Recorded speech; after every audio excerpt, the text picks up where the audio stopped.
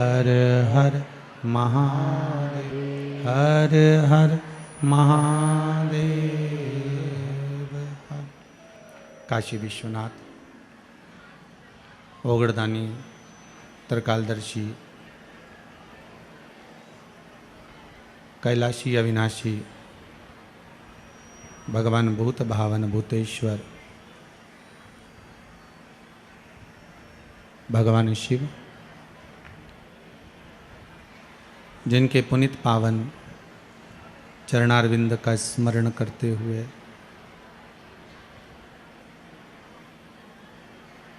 मंच पर विराजमान दूर दूर से पधारे सभी संत वृंद, सभी मठाधीश, पीठाधीश, महामंडलेश्वर जन, सभी के पावन चरणों को नमन करते हो। मंचासीन सभी ब्राह्मण जन,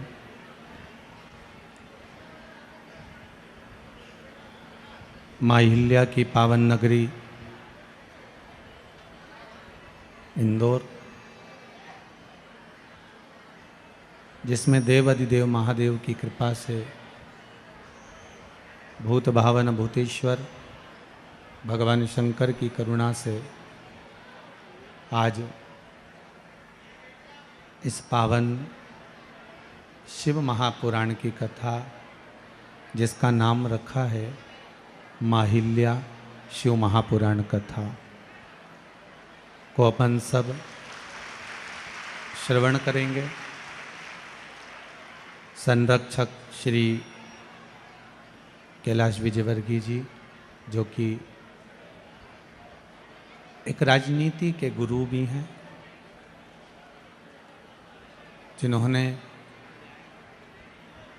इस इंदौर नगर को ही नहीं, केवल मध्य प्रदेश को ही नहीं, संपूर्ण भारत की भूमि पर भी अपनी राजनीति की एक छाप जनमानस तक छोड़ी है, अपनी शीलता की, नम्रता की और भक्ति की। साथ में कथा आयोजक माँ कनकेश्वरी माता मंदिर समिति, पंडित श्री रमेश जी मेंदोला जी, जो निरंतर इस इंदौर शहर के लिए, बल्कि कहूँ पूरे मध्य प्रदेश आदि क्षेत्रों के लिए अपना संपूर्ण जीवन केवल एक राजनीति से ही मतलब नहीं, धर्म से, भजन से, संस्कृति से इस संपूर्ण इंदौर शहर को जोड़कर भगवान की भक्ति में डुबाने का प्रयास किया है। आप सबसे एक निवेदन करूं, अगर आप स्वीकार करें तो, मात्र 3 घंटे की कथा है। कितने घंटे की है? जम के बोलो जरा। 3 घंटे। इस 3 घंटे में इधर से ओमकारेश्वर बाबा को, उधर से महाकाल बाबा को और सीहोर से कुबरेश्वर बाबा को, तीनों को यहाँ आमंत्रित करना है।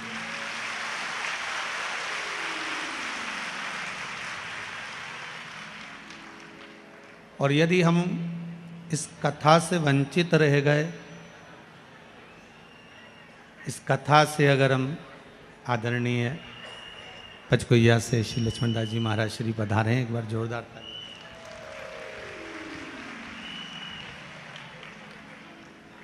इस कथा से अगर हम वंचित रह जाते हैं, कथा से अगर हम छूट जाते हैं, तो फिर हमारा आना कोई मतलब का नहीं। पहले तो ये विचार कर कि आप यहाँ आए किसके लिए हो, केवल कथा सुनने आए हो ना।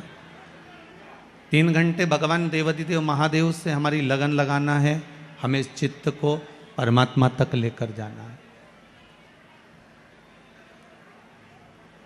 24,000 श्लोक इस पावन शिव महापुराण की कथा में है,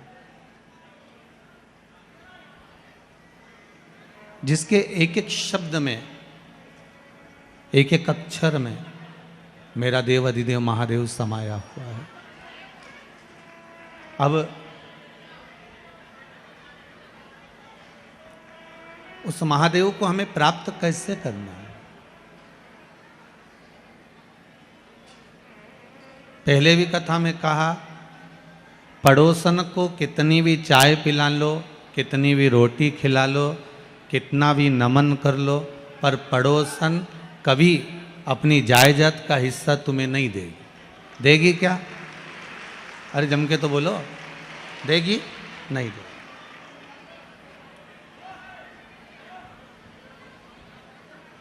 अगर पड़ोसन अपनी जायदाद का हिस्सा तुमको नहीं दे रही है तो तुम चाय वाले पिलाओ, मना नहीं, अतिथि देवो भव। कोई दिक्कत वाली बात नहीं, चाय पिलाना चाहिए। कोई आए तो अतिथि का सम्मान तो करना चाहिए, आदर तो करो। पर पड़ोसन कभी अपनी जायदाद का हिस्सा, अपनी रकम तुमको नहीं देने वाली।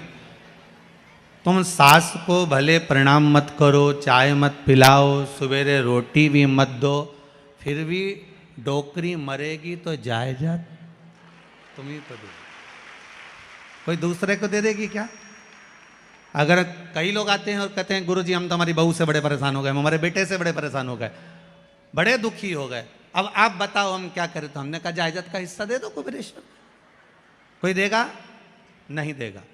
बहू कितनी भी ताने दे, बहू कितनी भी गाली दे, बहू कितने भी अपशब्द कहे, बेटा चाहे पूछे ना पूछे, फिर भी माँ माँ होती है, पिता पिता होता है, वो अपना हिस्सा देता जरूर है, वो जरूर देगा। वो देने में कमी नहीं रखेगा। जो नजदीक में है, जो तुम्हारे पास में है, वो देगा। भगवान विष्णु वैकुंठ के निवासी हैं, ब्रह्मा जी ब्रह्मलोक के निवासी हैं, इंद्र इंद्रलोक के निवासी हैं, पर इस भूमंडल के मृत्युलोक के अगर कोई देवता हैं तो वो देव अधिदेव महादेव हैं। आप किसी को भी पूछ लो, किसी को भी नमन कर लो, प्रणाम कर लो, साष्टांग कर लो, दंडवत कर लो, तुम्हारी मर्जी पड़े उसको नमन करो, पर अंतिम बिंदु में अगर कोई सम्मुख में आकर खड़ा होता है तो वो मेरा देव अधिदेव महादेव खड़ा होता है, जो दुख की घड़ी में तुम्हारे सामने होता है। थोड़ा सा बीमारी आई, थोड़ी सी रोग आया, थोड़ी सी तकलीफ आई, तो किसी भी ब्राह्मण देवता के पास जाकर पूछोगे तो वो एक ही बात कहेगा, महामृत्युंजय का पाठ करवा। कोई ने तुमसे कहा कि कनक धारा का पाठ करवा, राम रक्षा स्तोत्र का पाठ करवा, या ये पाठ करवा। अगर दुख आया तो कहें हनुमान चालीसा का पाठ करो, क्योंकि शिव का एक तत्व, शिव का एक अवतार श्री हनुमान जी महाराज। कोई कहेगा तो महामृत्युंजय का पाठ करो, पर कोई नहीं कहता कि आप कनक धारा का पाठ करोगे या पुरुष सूक्त का करोगे या श्री सूक्त का करोगे तो आपका ये दुख टल जाएगा। सबको मालूम है अगर काल को भी टाल सकता है तो वो मेरा महाकाल टाल सकता है, इसके सिवाय कोई नहीं टाल सकता। अकाल मृत्यु वो मरे जो काम करे चंडाल का, काल उसका क्या बिगाड़े जो भक्त हो महाकाल का। जो शिव का उपासक होता है, शंकर का जो अनुमोदन करने वाला होता है, शिव तत्व में जो डूबने वाला होता है, वो जीवन में भगवान शिव को प्राप्त कर ही लेता है।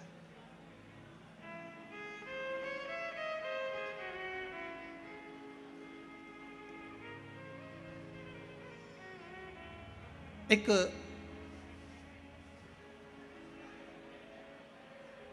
इस पूरी कथा में राजनेता भी बैठे हुए हैं और दुनिया की सबसे बड़ी अगर धर्म से जुड़कर शासन करने वाली थी तो मां अहिल्याबाई होलकर। इसलिए इस कथा को प्रारंभ करें उससे पहले एक बात का ध्यान रखना, जैसे कोई राजनीति वाला व्यक्ति आकर खड़ा होकर कहे कि यहाँ पर पुलिया बनना है और उसने घोषणा कर दी कि यहाँ पुलिया बनना है, तो वहाँ पुलिया बनेगी, पर ये नहीं है कि आज घोषणा करी और मालूम पड़े 6 महीने में बन जाए। 6 महीने में बनेगी क्या? जम के तो बोलो नहीं। कभी कभी 6 साल भी लग सकता है, पर कागज में अगर लिखा गया कि यहाँ पुलिया बनना है और राजनेता ने घोषणा करी है कि पुलिया बनेगी, तो मतलब ये पक्का हो गया कि पुलिया बनेगी, कागज में लिखा गया। अब भले राजनेता कितने भी चेंज हो जाएं, कितने भी बदल जाएं, कुर्सी पर बैठने वाले कितने भी बदल जाएं, पर अगर कागज पर लिखा गया कि पुलिया बनेगी, मतलब वो बनेगी। उसी तरह कई लोग कहते हैं महाराज जी शिव महापुराण सुनने से होता क्या है, क्या होता है, शंकर की कथा सुनने से क्या होता है। बस उसी तरह है जैसे एक राजनेता ने कह दिया पुलिया बनेगी, कागज पे लिखा गई, वो बनेगी, चाहे कितने ही बदल जाओ पर बन के मानेगी। उसी तरह शिव महापुराण की कथा एक बार इस हृदय पर लिखा गई, मतलब शंकर मिलेगा, वो कभी भी मिले पर मिलकर ही रहेगा। वो लिखा गया कि शिव तुम्हारा हो गया, तुम शंकर के हो गए, अब वो मिलकर मानेगा। बस उसको पाने का तरीका है, उसको प्राप्त करने का एक तरीका है। हम शिव को कैसे रिझाएं, हम शंकर को कैसे मनाएं, उसको पाने का एक तरीका है। 1 लोटा पानी शिव जी के मंदिर में लेकर जाइए, शंकर को समर्पित कर कर आइए। आप वो भी नहीं कर सकते, शिव मंदिर के दरवाजे की चौखट के सामने से निकल कर चले जाइए, शंकर मिल जाएगा, मेरा शंभु, मेरा ओघड़दानी प्राप्त हो जाएगा। आप वो भी नहीं कर सकते तो शंकर जी के मंदिर के दरवाजे से निकलते हुए शिखर का दर्शन करते हुए चले जाइए, शिखर दर्शनम सर्व पाप नाशनम। शंकर भगवान के शिखर का दर्शन भी सभी पापों को नष्ट कर देता है, सभी पापों। आप इतना भी नहीं कर सकते तो मुख से 3 बार बम बम बोल लिया, उसमें भी शिव मिल जाते हैं। आप ये भी नहीं कर सकते तो शंकर के मंदिर के सामने खड़े होकर 3 बार ताली को भी बजा लिया तो भी शंकर मिल जाते हैं। शंकर को प्राप्त करने का सबसे सुंदर तरीका ही है ये।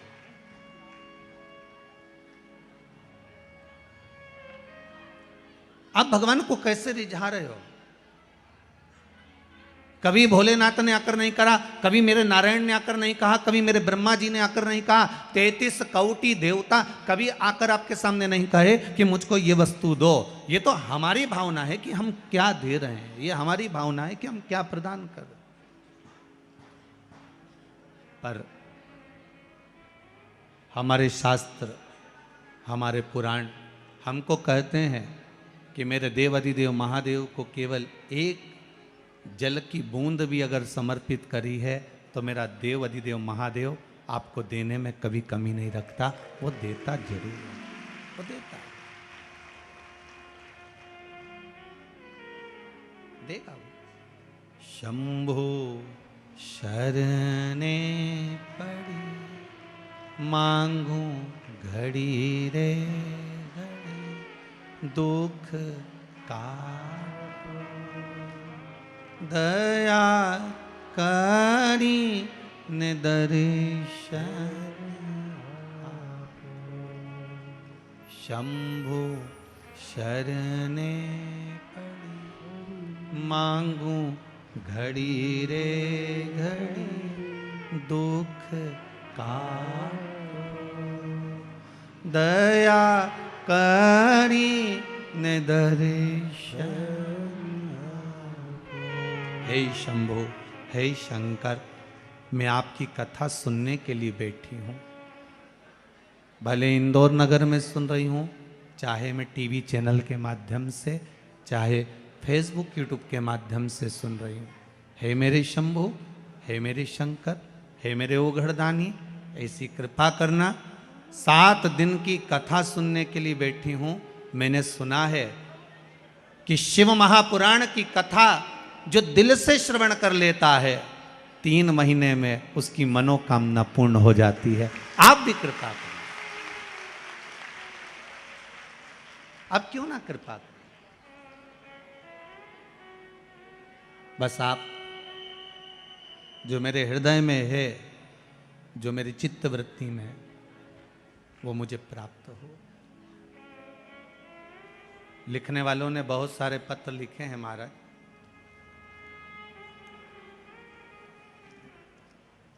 बहुत सी चीजें आपने लिखकर भेजी है गुरुदेव।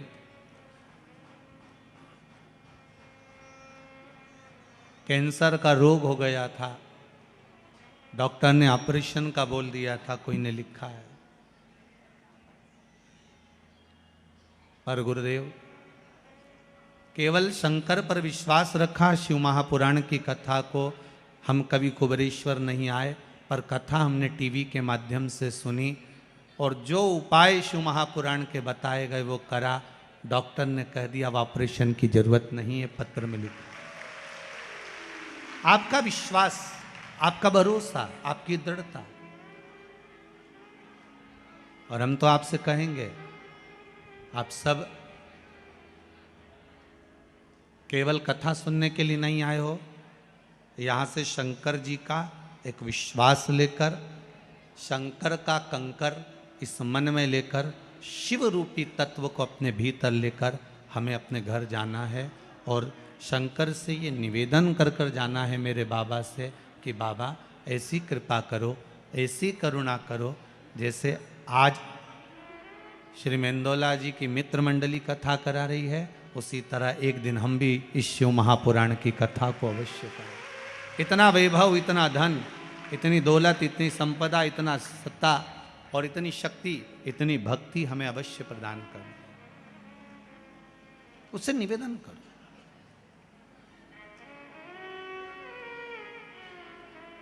कोई साधारण सी पुराण नहीं कि यहां से सुनी, यहां से निकाल दी, बची कुची थी, कपड़ा फिर से झटकार दी। घर पहुंचे तो घर के लोगों ने पूछा क्या लेकर आई हो कथा में से, मालूम पड़ा पूड़ी और सब्जी निकाल के दे दी, ये लो। प्रसाद निकाल कर दे दिया। घर के लोगों ने पूछा क्या लाई, ये प्रसाद। प्रसाद शिव महापुराण का सबसे मूल प्रसाद है, शंकर की कथा। और शिव महापुराण का मूल प्रसाद है ये एक शिव की बेलपत्र। शंकर का सबसे मूल प्रसाद है वो बेलपत्र।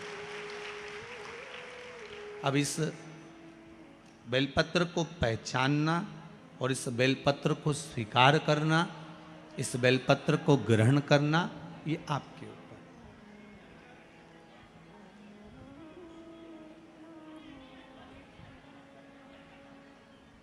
भगवान की भक्ति को प्राप्त।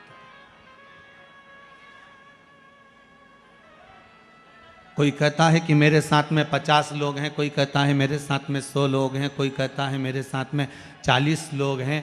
पर शिव महापुराण की कथा कहती है कि आपका समय है इसलिए आपके साथ 40 लोग हैं, आपका समय है इसलिए आपके साथ में 50 लोग हैं, आपका समय है इसलिए आपके साथ में 100 लोग हैं। पर अगर शिव तत्व कहता है, शंकर की कथा कहती है, आपके समय के साथ दुनिया के लोग हैं, पर आपके साथ तो केवल देव अधिदेव महादेव है, वो आखिरी तक है, इसके सिवाय कोई नहीं, अंतिम तक। कितना सजा धजा कर लेकर जाते हैं आखिरी में, और बोलते हुए लेकर जाते हैं क्या, जम के बोलो जरा राम नाम, जरा अच्छे से तो बोलो, इतना जोरदार नाम है राम नाम सत्य है। कितने प्रेम से लेकर जाते हैं, पर बोलने वाले ही बोल पाते हैं। वो तो कथा में हम आपसे इसलिए बुलवा रहे हैं कि अपन मर जाएंगे, दूसरे बोलेंगे, अपन कब बोलेंगे, इसलिए अपन बोलते हुए चल रहा है कि उसको थोड़ा सा स्वीकार करते हुए चल, उसमें कोई दिक्कत वाली बात नहीं।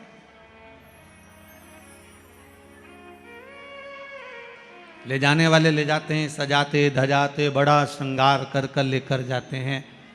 चिता पर लेटाया, आग लगाई, और उसके बाद कोई रुकता है क्या वहां?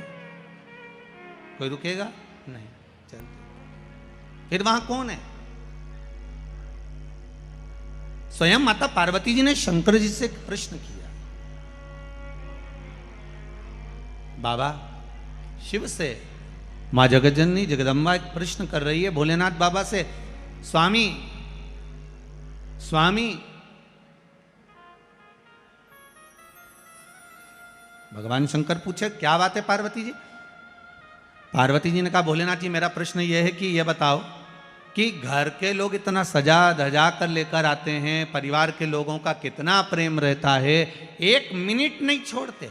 अभी आप लोग कथा में बैठे हो, सारे के सारे कथा में आकर बैठ गए, पर आपकी चित्त वृत्ति में कहीं ना कहीं जैसे ही कथा छूटेगी, कथा छूटते से ही सबसे पहले तुम्हारा ध्यान जाएगा अपनी चप्पल पर, फिर कथा छूटते से ही ध्यान जाएगा ऑटो पर, गाड़ी पर, रिक्शे पर, और कथा छूटते ही आपका ध्यान आपके परिवार पर जाएगा। जाते से ही सबसे पहले घर में आप सामान देखोगे, घर में जाकर फिर चाय बनाओगे, पियोगे, परिवार वालों से मिलोगे, पर आपका ध्यान कभी नहीं जाता कि कथा सुनकर जा रही हूं तो सीधे जाते से ही मैं घर के अंदर जो मेरा ठाकुर जी बैठा है, घर के अंदर जो मेरा कान्हा बैठा है, घर के अंदर जो मेरा शिव बैठा है, मुझे जाते से सबसे पहले उससे मिलना है और उसको धन्यवाद देना है कि हे भोलेनाथ तूने बड़ी कृपा करी, मेरे ठाकुर बड़ी करुणा करी जो मुझे शिव कथा सुनाने का मौका दिया और मैं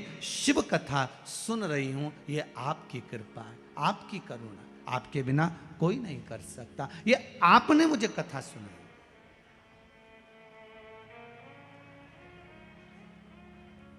शिव महापुराण का यजमान कौन है? शंकर पार्वती। वक्ता कौन है? शंकर भगवान। श्रोता कौन है? शिव। यहां तो बांचने वाला भी शंकर है, यहां कथा करवाने वाला भी शंकर है, यहां कथा सुनने वाला भी शंकर है। ये उसी में कहा जैसे मेरा सब काम राम कर रहे हैं और हम राम के बल पर आराम कर रहे हैं, इससे ज्यादा हम कुछ नहीं कर रहे। हम परमात्मा को बुलाने का केवल एक काम कर रहे हैं कि भगवान हमको कैसे भी प्राप्त हो जाए, मेरा शिव, मेरा ओघड़दानी, मेरा शंकर कैसे भी मिल जाए।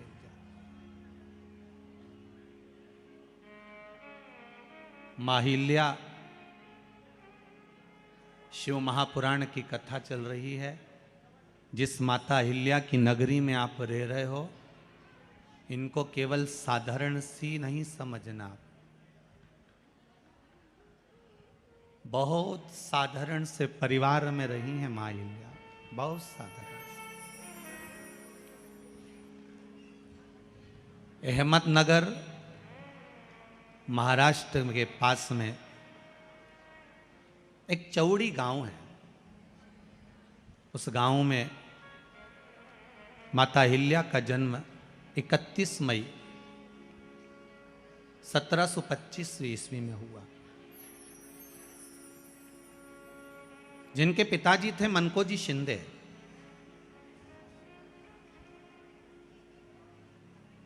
और माता थी सुशीला देवी। कहते हैं सुशीला देवी, माता अहिल्या की जो माता जी थी, सुशीला देवी के गर्भ से संतान नहीं थी।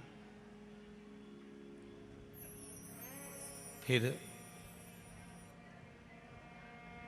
मनकोजी शिंदे एक साधारण से परिवार में रहते थे और बड़े प्रेम से शिव की आराधना करते थे। आज भी चौड़ी गांव में एक शिव मंदिर है जिसकी आराधना स्वयं मनकोजी शिंदे किया करते थे। पूरी दुनिया में किसी भी माता के मंदिर में जाना, किसी भी अन्य मूर्ति का दर्शन करना, किसी भी चौराहे पर जाकर राजनेता का दर्शन करना, किसी की मूर्ति लगी हो उसका दर्शन करना, पूरी भारत की भूमि पर घूम आना, चाहे बड़े से बड़े संत का दर्शन करना, चाहे बड़े से बड़े साधु जन का दर्शन करना, बड़े से बड़े सन्यासी का दर्शन करना, तुम्हारी मर्जी पड़े जिस राजनेता का दर्शन करना, जिस जगह पर जाकर दर्शन करना, चौराहे पर, मंदिर में, देवालय में, जहां जाकर दर्शन करना, पूरी भारत की भूमि पर केवल एक राजमाता थी जो थी माता अहिल्या। केवल एक, जिनके हाथ में कोई दूसरा कुछ भी नहीं था, ना पेन था, ना कागज था, ना कोई इशारा था, ना कोई जाने की राह थी, केवल एक चीज थी उनके हाथ में, उनके हाथ में देव अधिदेव महादेव का शिवलिंग था, केवल एक। और आप तो राजवाड़ा के करीब में रहते हो, कभी राजवाड़ा में जाकर वहां पर पुराने अगर कागज मिल जाएं तो उस कागज पर पढ़िएगा, उस कागज पर कभी भी मां अहिल्या शिंदे का आदेश, मां अहिल्या होलकर का आदेश नहीं है। उस कागज पर आप पढ़ेंगे, अगर जाकर राजवाड़ा के क्षेत्र में आप जाकर कभी पुरातत्व में जाकर पढ़ेंगे तो उस पर लिखा है शिव आदेश।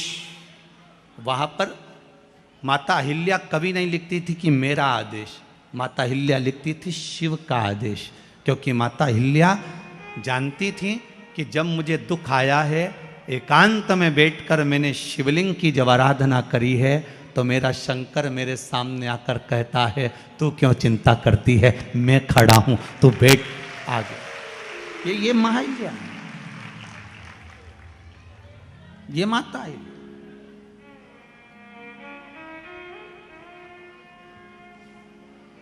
आपको तो गौरवान्वित महसूस होना चाहिए इंदौर वालों। सबसे ज्यादा गौरव आपको इस बात पे होना चाहिए कि मां अहिल्या की नगरी में आप रह रहे हो, आप साधारण भूमि पर नहीं रह रहे। आज भी माता अहिल्या के नाम के सामने अगर लिखा जाता है तो अखंड सौभाग्यवती मां अहिल्या लिखा जाता है। अगर उनके जो टिकट हैं या अन्य चीजें तो उस पर लिखा है अखंड सौभाग्यवती। और जरा कथा उठाकर देखो तो आपको मालूम पड़ जाएगा कि माता अहिल्या 8 वर्ष की थी जब तो शादी हो गई थी, और 21 वर्ष की हुई तब विधवा हो गई। सोचने वाली बात। और उसके बाद भी लिखा है अखंड सौभाग्यवती मां अहिल्या, अखंड सौभाग्य।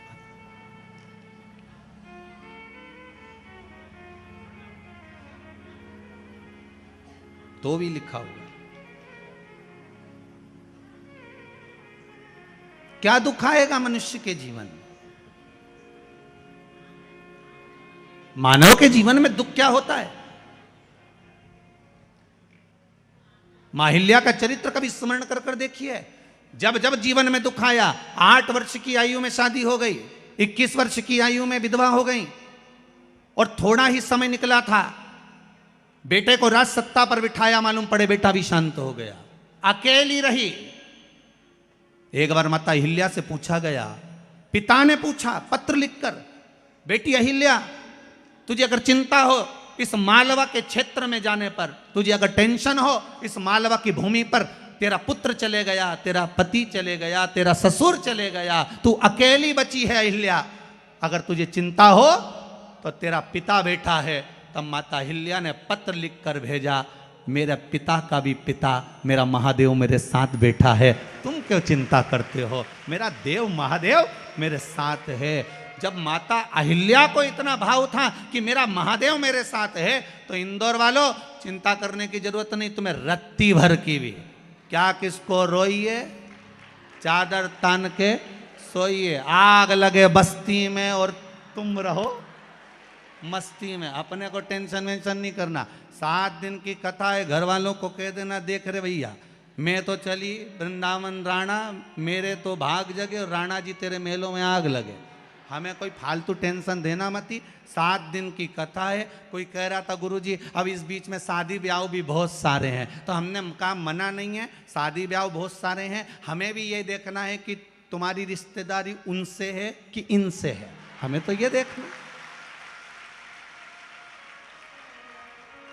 और हम तो पहले भी कहे आपसे, हमारे 2 ही रिश्तेदार,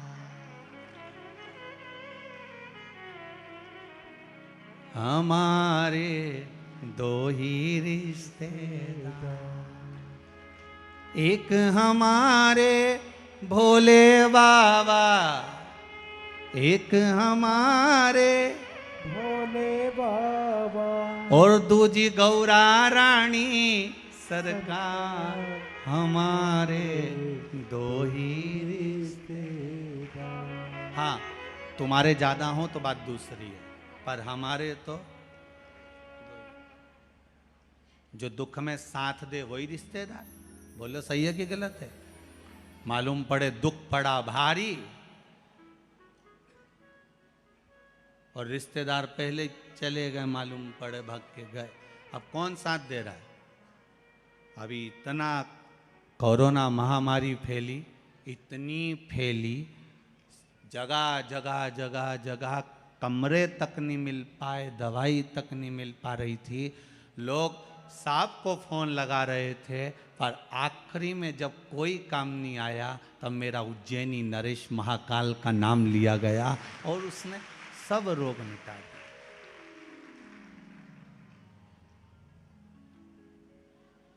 उस पर विश्वास, भरोसा करो। 4 वर्ष की जब माता अहिल्या थी और माता अहिल्या की माता सुशीला शिंदे जी के संतान नहीं हुई, तब उन्होंने अपने पति से निवेदन करा, महाराज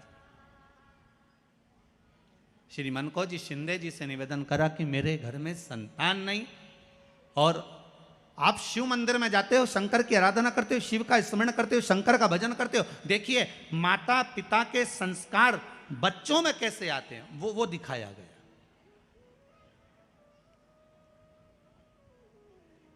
प्रहलाद का चरित्र भी ये कहता है कि माता गर्भ से थी, देवऋषि नारद लेकर गए, उन्होंने जो ज्ञान देना प्रारंभ करा तो गर्भ में जो बालक था उसने आते से ही भगवान के नाम का एहलाद करा और बालक प्रहलाद हो गया। और प्रहलाद का विश्वास कितना प्रबल था कि कह दिया इस खंबे में भगवान है, और अगर विश्वास पक्का है तो खंबे में से अगर नरसिंह भगवान प्रकट हो सकते हैं तो विश्वास पक्का है तो कंकर से भी शंकर प्रकट हो सकता है। अगर विश्वास है तो, भरोसा है तो, दृढ़ता है तो, और विश्वास नहीं तो बात दूसरी है। नहीं विश्वास तो एक पत्नी पति का सिर दबा रही थी, सिर में बाम लगा रही थी। पत्नी ने पति से पूछा, जी ए जी, पति बोला हाँ जी। सुनो तो, क्या जब मैं नहीं थी तो तुम्हें बाम कौन लगाता था? जब मैं नहीं थी तो तुम्हारा सिर कौन दबाता था? इतने में तो तुरंत उसी समय पर, उसी पल, उसी घड़ी पति बोला, तब मेरा सिर ही नहीं दुखता था, सिर तो तेरे आने के बाद दुखना चालू हुआ। इतनी टेंशन मुझे थी नहीं। दोस्त आते थे, गाड़ी भुड़ भुड़ करते, लेके जो जाए राजवाड़ा में जाके पोहा खाए, मैं तुरंत आधी रात।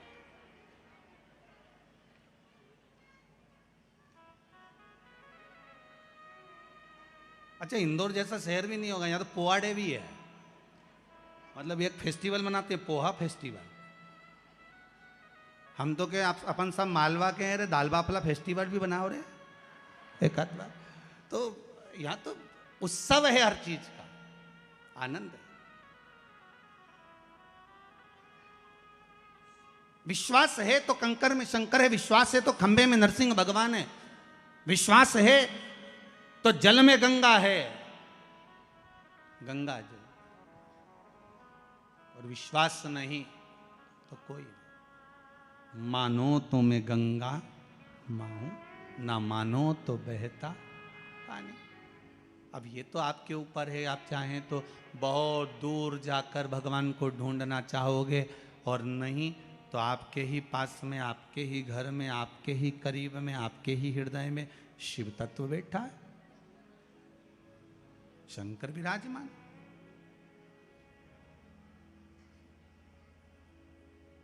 आप उसको ढूंढो। अब माता अहिल्याबाई की माता सुशीला शिंदे जी ने कहा, गर्भ नहीं ठहरा है, बच्चे नहीं। श्री मनकोजी शिंदे ने कहा, क्यों चिंता करती है, काय का टेंशन, काय की चिंता? मेरा उघड़दानी, मेरा भोलेनाथ कभी खाली नहीं छोड़ता। सब शिव महापुराण की कथा कहती है, आप अगर विश्वास रखे हो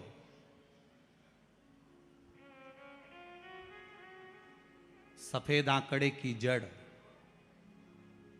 जिस नारी का संतान नहीं हो, गर्भ नहीं ठहरा हो, सफेद आंकड़े की जड़, जिस देव अधिदेव महादेव की कथा, जिस तुम्बरुका जी ने श्रवण कराई है।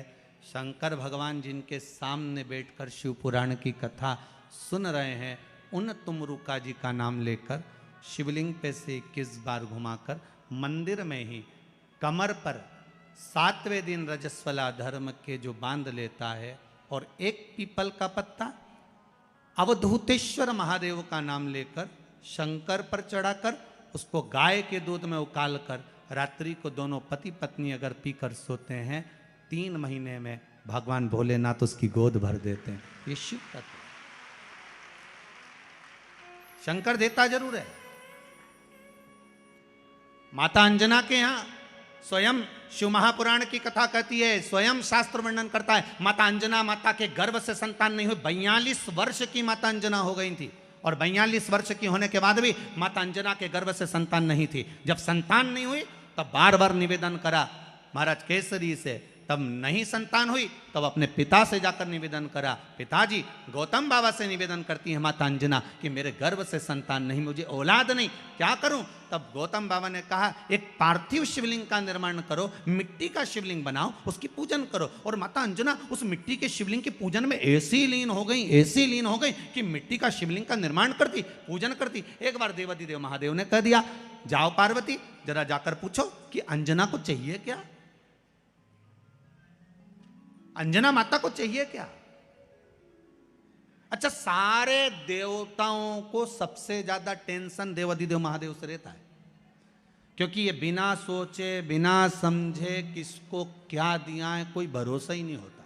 एक बार तो ब्रह्मा जी ने खुद ने कह दिया, साहब हमको तो इस्तीफा दे दो, हमको नौकरी करना ही नहीं बैकुंठ में बिल्कुल भी। तो भगवान विष्णु ने पूछा हुआ क्या? बस प्रभु, राजा श्वेत की अंतिम समय, प्राण छूटने का दिन, उसको यमराज लेने के लिए गए और देवाधिदेव महादेव वहां खड़े हो गए और क्या के लेके मत चले जाना, उसकी अंतिम सांस, और क्या के लेके मत जाना। और मेरा बेटा जब लाने लगा तो उसके प्राणों को हर लिया, यमराज ही मर गया। फिर मेरी पोती गई मृत्यु देवी, उससे कहा उठा ला राजा श्वेत को, वो राजा श्वेत को जैसे ही मृत्यु देवी ने फांस डाली, भगवान शंकर ने उसको भी मार दिया। अब बताओ, सूर्य नारायण भगवान बोले कि मेरा बेटा भी मर गया, मेरी पोती भी मर गई, अब बताओ क्या करें। तो भगवान ब्रह्मा जी ने शंकर जी से जाकर कहा, भोलेनाथ ये आपकी आदत बहुत गलत है, जब इसको मरना था तो आपने क्यों बचाया? शंकर जी बोले मेरे मंदिर में बैठा था, जगह तो देखो कि कहां बैठा है।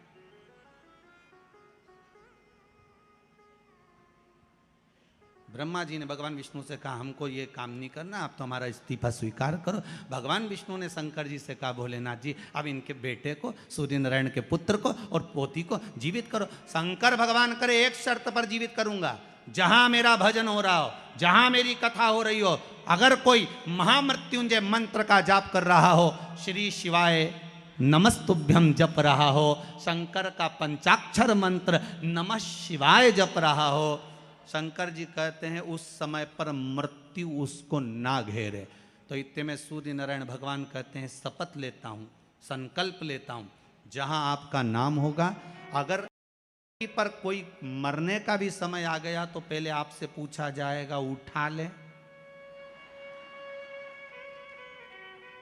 तुम बोलोगे तो बात दूसरी है। शंकर जी बोले हम बताएंगे तो उठाना, हम बोल दें अगर ये शंकर जी का नाम जप रही है और पड़ोसन नहीं जप रही है तो हम इशारा कर देंगे बाजू वाली को उठा लो। तुम टेंशन मत लेना, तुम तो शिव जपो।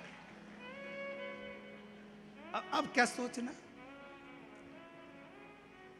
अब सोचो क्या, इसलिए शिव का धीमा बजाओ भोलानाथ डमरू, धीमा बजाओ, धीमा बजाओ भोलानाथ डमरू, धीमा बजाओ, धीमा बजाओ भोलानाथ डमरू, धीमा बजाओ, धीमा बजाओ भोलानाथ डमरू, धीमा बजाओ, धीमा बजाओ भोलानाथ डमरू, धीमा बजाओ, धीमा बजाओ भोलानाथ डमरू, धीमा बजाओ, धीमा बजाओ भोला, धीमा बजाओ, धीमा बजाओ भोला, धीमा बजाओ, धीमा बजाओ भोला धीमा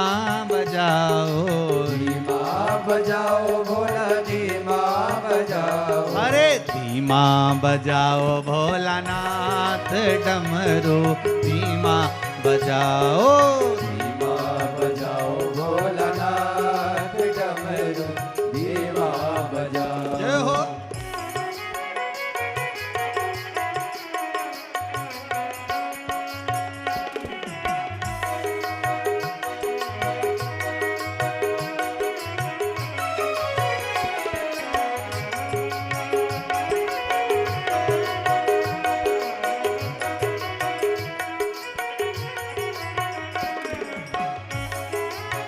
बड़े भाव से काली सेवा देते हुए आनंद के साथ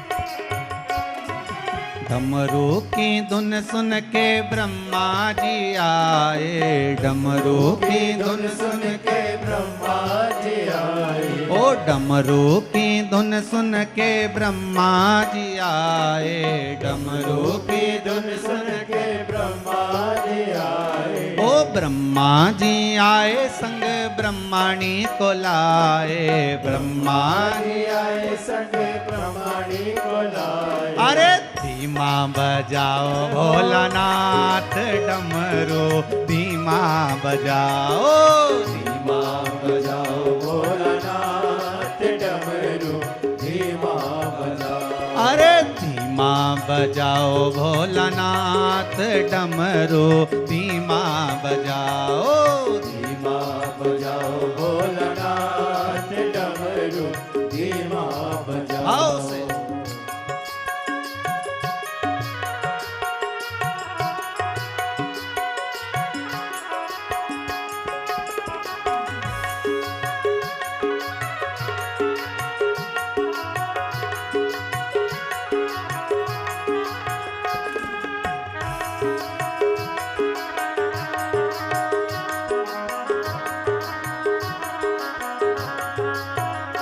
शंभो।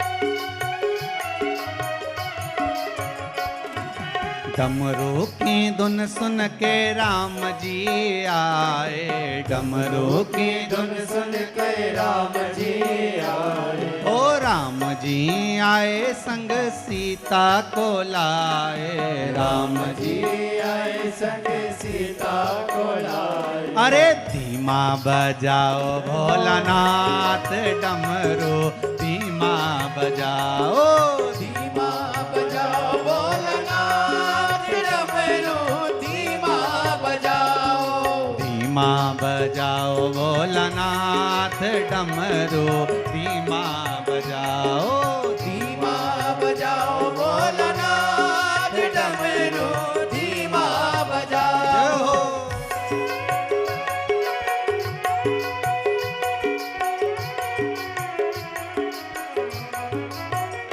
शंभो।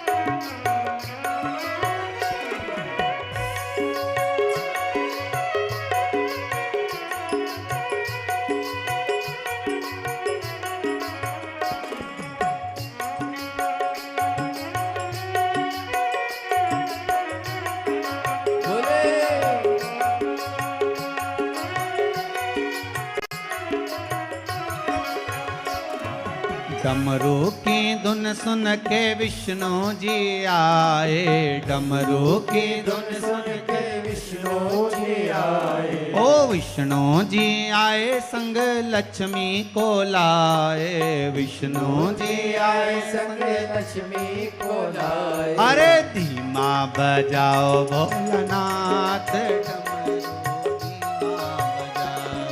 धीमा बजाओ भोलानाथ डमरू, धीमा बजाओ। अरे बजाओ भोलानाथ डमरू धीमा बजाओ, धीमा बजाओ भोलानाथ डमरू, धीमा बजाओ। हे धीमा बजाओ भोला धीमा बजाओ, धीमा बजाओ भोला धीमा बजाओ।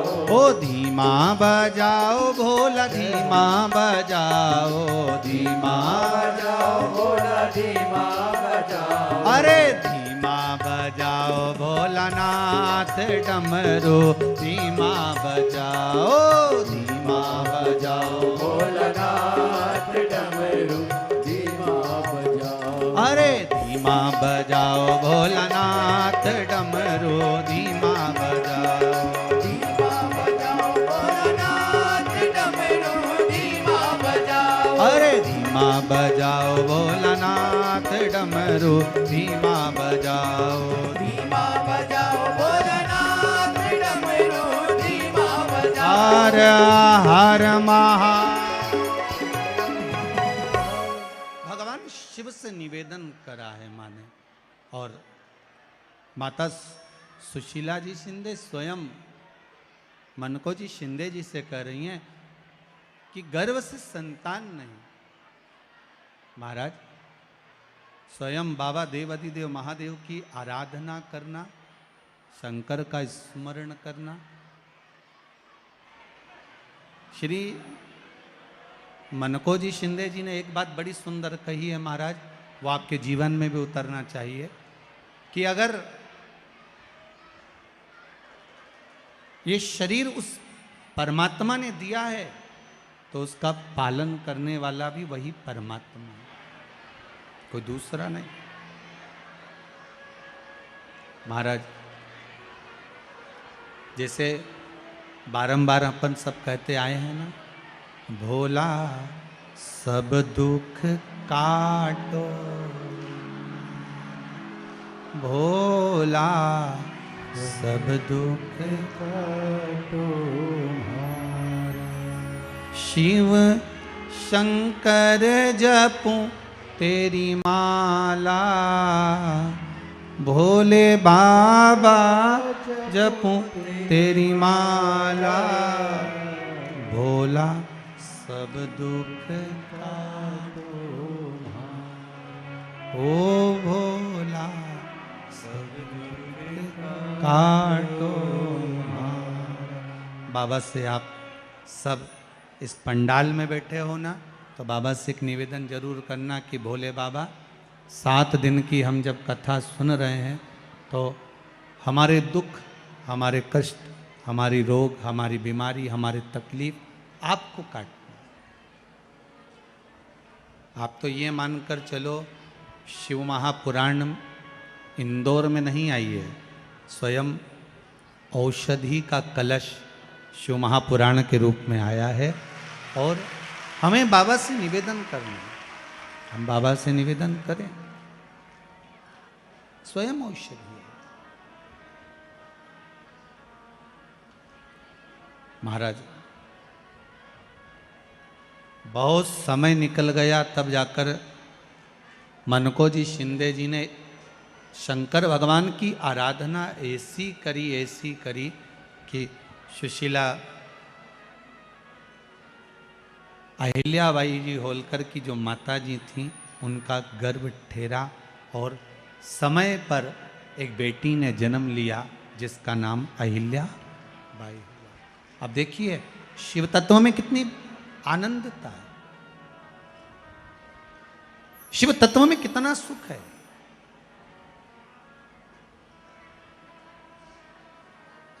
शिव तत्व में कितना एक आनंद समाया हुआ है, वो देखिए। अगर आप किसी एक लक्ष्य को पकड़कर, आप किसी एक लक्ष्य को साध कर भगवान की भक्ति में अगर डूबे हुए हो, तो ये विश्वास मानकर चलिए कि भगवान उस कामना को पूर्ण करेंगे। आप लक्ष्य मानकर कर रहे हो, चाहे आप पशुपति व्रत कर रहे हो, चाहे आप शंकर भगवान पे एक लोटा जल चढ़ा रहे हो, चाहे आप बेलपत्र चढ़ा रहे हो, चाहे 108 चावल के दाने समर्पित कर रहे हो, आप जो भी कर रहे हो शंकर जी के लिए, तो वो लक्ष्य मानकर अगर कर रहे हो तो शिव देगा जी, शिव प्रदान करेगा। महाराज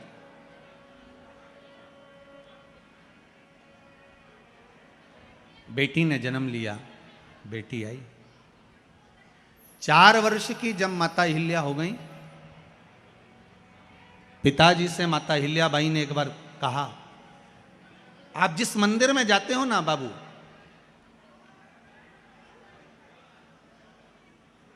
भाऊ, आप जिस मंदिर में जाते हो ना, उस मंदिर में मुझे भी जाना। 4 वर्ष की छोटी सी कन्या अहिल्याबाई अपने पिता के साथ शिव मंदिर जा रही है। एक बात का विशेष ध्यान रखिएगा, अपने बच्चों को कार भले मत दो, क्योंकि कार दोगे तो बच्चे बेच कर खा जाएंगे, पर अपने बच्चों को संस्कार जरूर दो, कारों की लाइन लगा दें।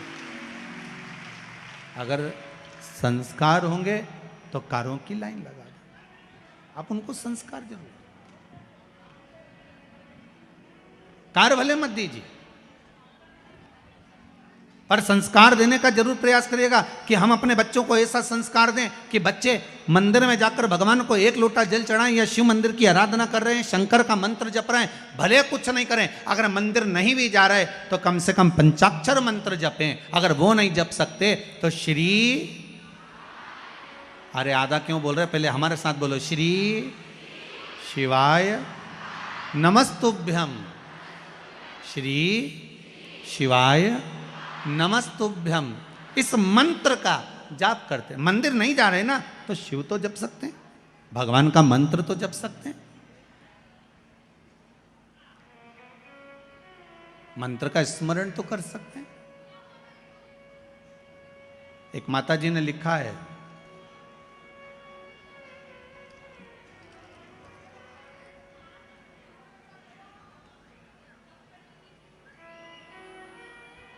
कला बडेरा से जुना रिसाना से हैं कोई, मेरा नाम कला बडेरा है, मैं जूना रिसाला इंदौर में रहती हूँ। कहाँ बैठी हैं, हाथ हिलाओ जरा। अच्छा यही आप ही हैं, हाथ हिला दो एक बार। आपने लिखा है, गुरुजी बहुत परेशान थी पर बाबा की कृपा ऐसी रही कि बाबा ने मेरी बात सुनी। मेरे बेटे की शादी के लिए बहुत चिंता थी, हो नहीं रही थी, पर बाबा ने ऐसी करुणा कर दी, अब तो हो गई ब्याह, जम गया, बस शादी भी नज़दीक में। कब की शादी है? दिसंबर, 13 दिसंबर की शादी है। बहुत बहुत बधाई।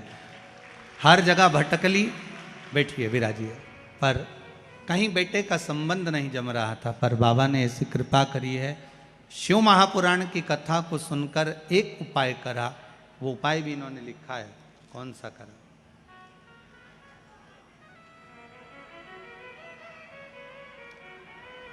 देव उठनी एकादशी का जो उपाय आपने बताया था वो उपाय करा, और देव उठनी तो अभी गई रे, गजब। मतलब बाबा भी जानता है कि चौका छक्का कैसे लगाना, और बाबा ने कृपा करी। और योगेश सामन्ना देखो अभी देव उठनी गई है, समय भी ज़्यादा नहीं हुआ और बाबा ने कृपा करी। हम तो बाबा से यही निवेदन करेंगे, मेरा अपन तो इंदौर में है, इधर महाकाल बाबा,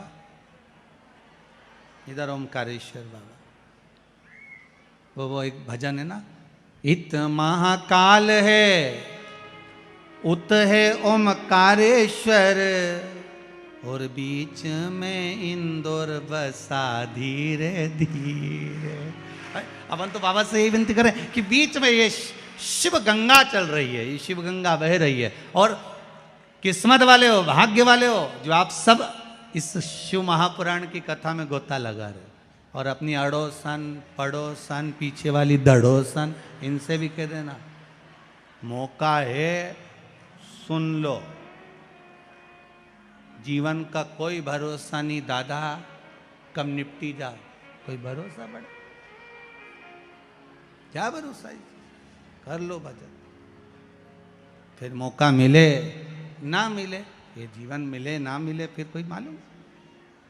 अब 4 वर्ष की बेटी माहिल्याबाई अपने पिता के साथ मंदिर जाती है, शिव आराधना करती है, शंकर की आराधना। 4 वर्ष की कन्या जब मंदिर जाना प्रारंभ करी, तब मंदिर में जाते जाते शंकर के शिवलिंग का जो पूजन अर्चना भजन था, उसमें चित्त माता अहिल्याबाई का ऐसा लग गया कि पिता तो अपनी जगह पर हैं, पर अहिल्याबाई का मन शंकर के उस शिवलिंग में लग गया। शंकर का शिवलिंग,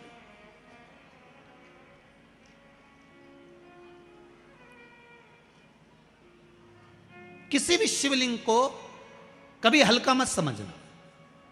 चाहे तुम्हारे घर में विराजमान एक छोटा सा कंकर का भी शिवलिंग है, चाहे पारद का हो, पीतल का हो, स्फटिक का हो, चाहे मोती का हो, किसी शिवलिंग को कभी हल्का मत समझना। किसी शिवलिंग, किसी मंदिर में जा रहे हो, शंकर के शिवलिंग को कभी हल्का मत समझना कि ये प्राण प्रतिष्ठा अभी हुई है, या प्राण प्रतिष्ठा इस मंदिर की तो अभी हुई है, ये नया मंदिर है, ये पुराना मंदिर है। नहीं नहीं नहीं, शंकर शंकर है, शिव शिव है। मंदिर भले नया हो, पर देवादिदेव महादेव तो पुराना ही है। वो कहाँ से नया हो गया, वो तो पुराना है। भारत की भूमि पर हम पहले भी कहे हैं, पूरी भारत की भूमि पर कहीं पर भी खुदाई कर कर देख लो, कोई मूर्ति मिले ना मिले, पर शंकर का शिवलिंग तो निकलेगा ही सरी, क्योंकि इस भूमि की धरा पर शिव तत्व है, था और रहेगा। वो तो इस शिव महापुराण की कथा को लोगों ने छुपा दिया था, दबा दिया था।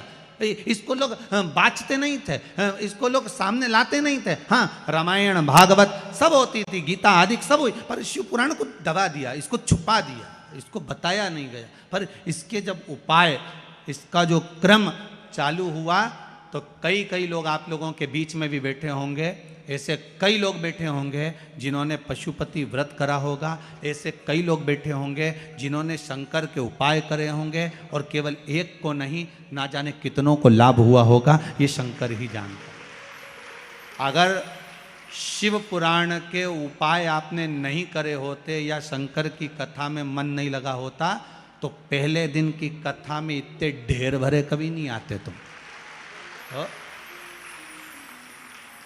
अगर शिव तत्व में तुम्हारा चित्त नहीं होता, तो पहले दिन की कथा में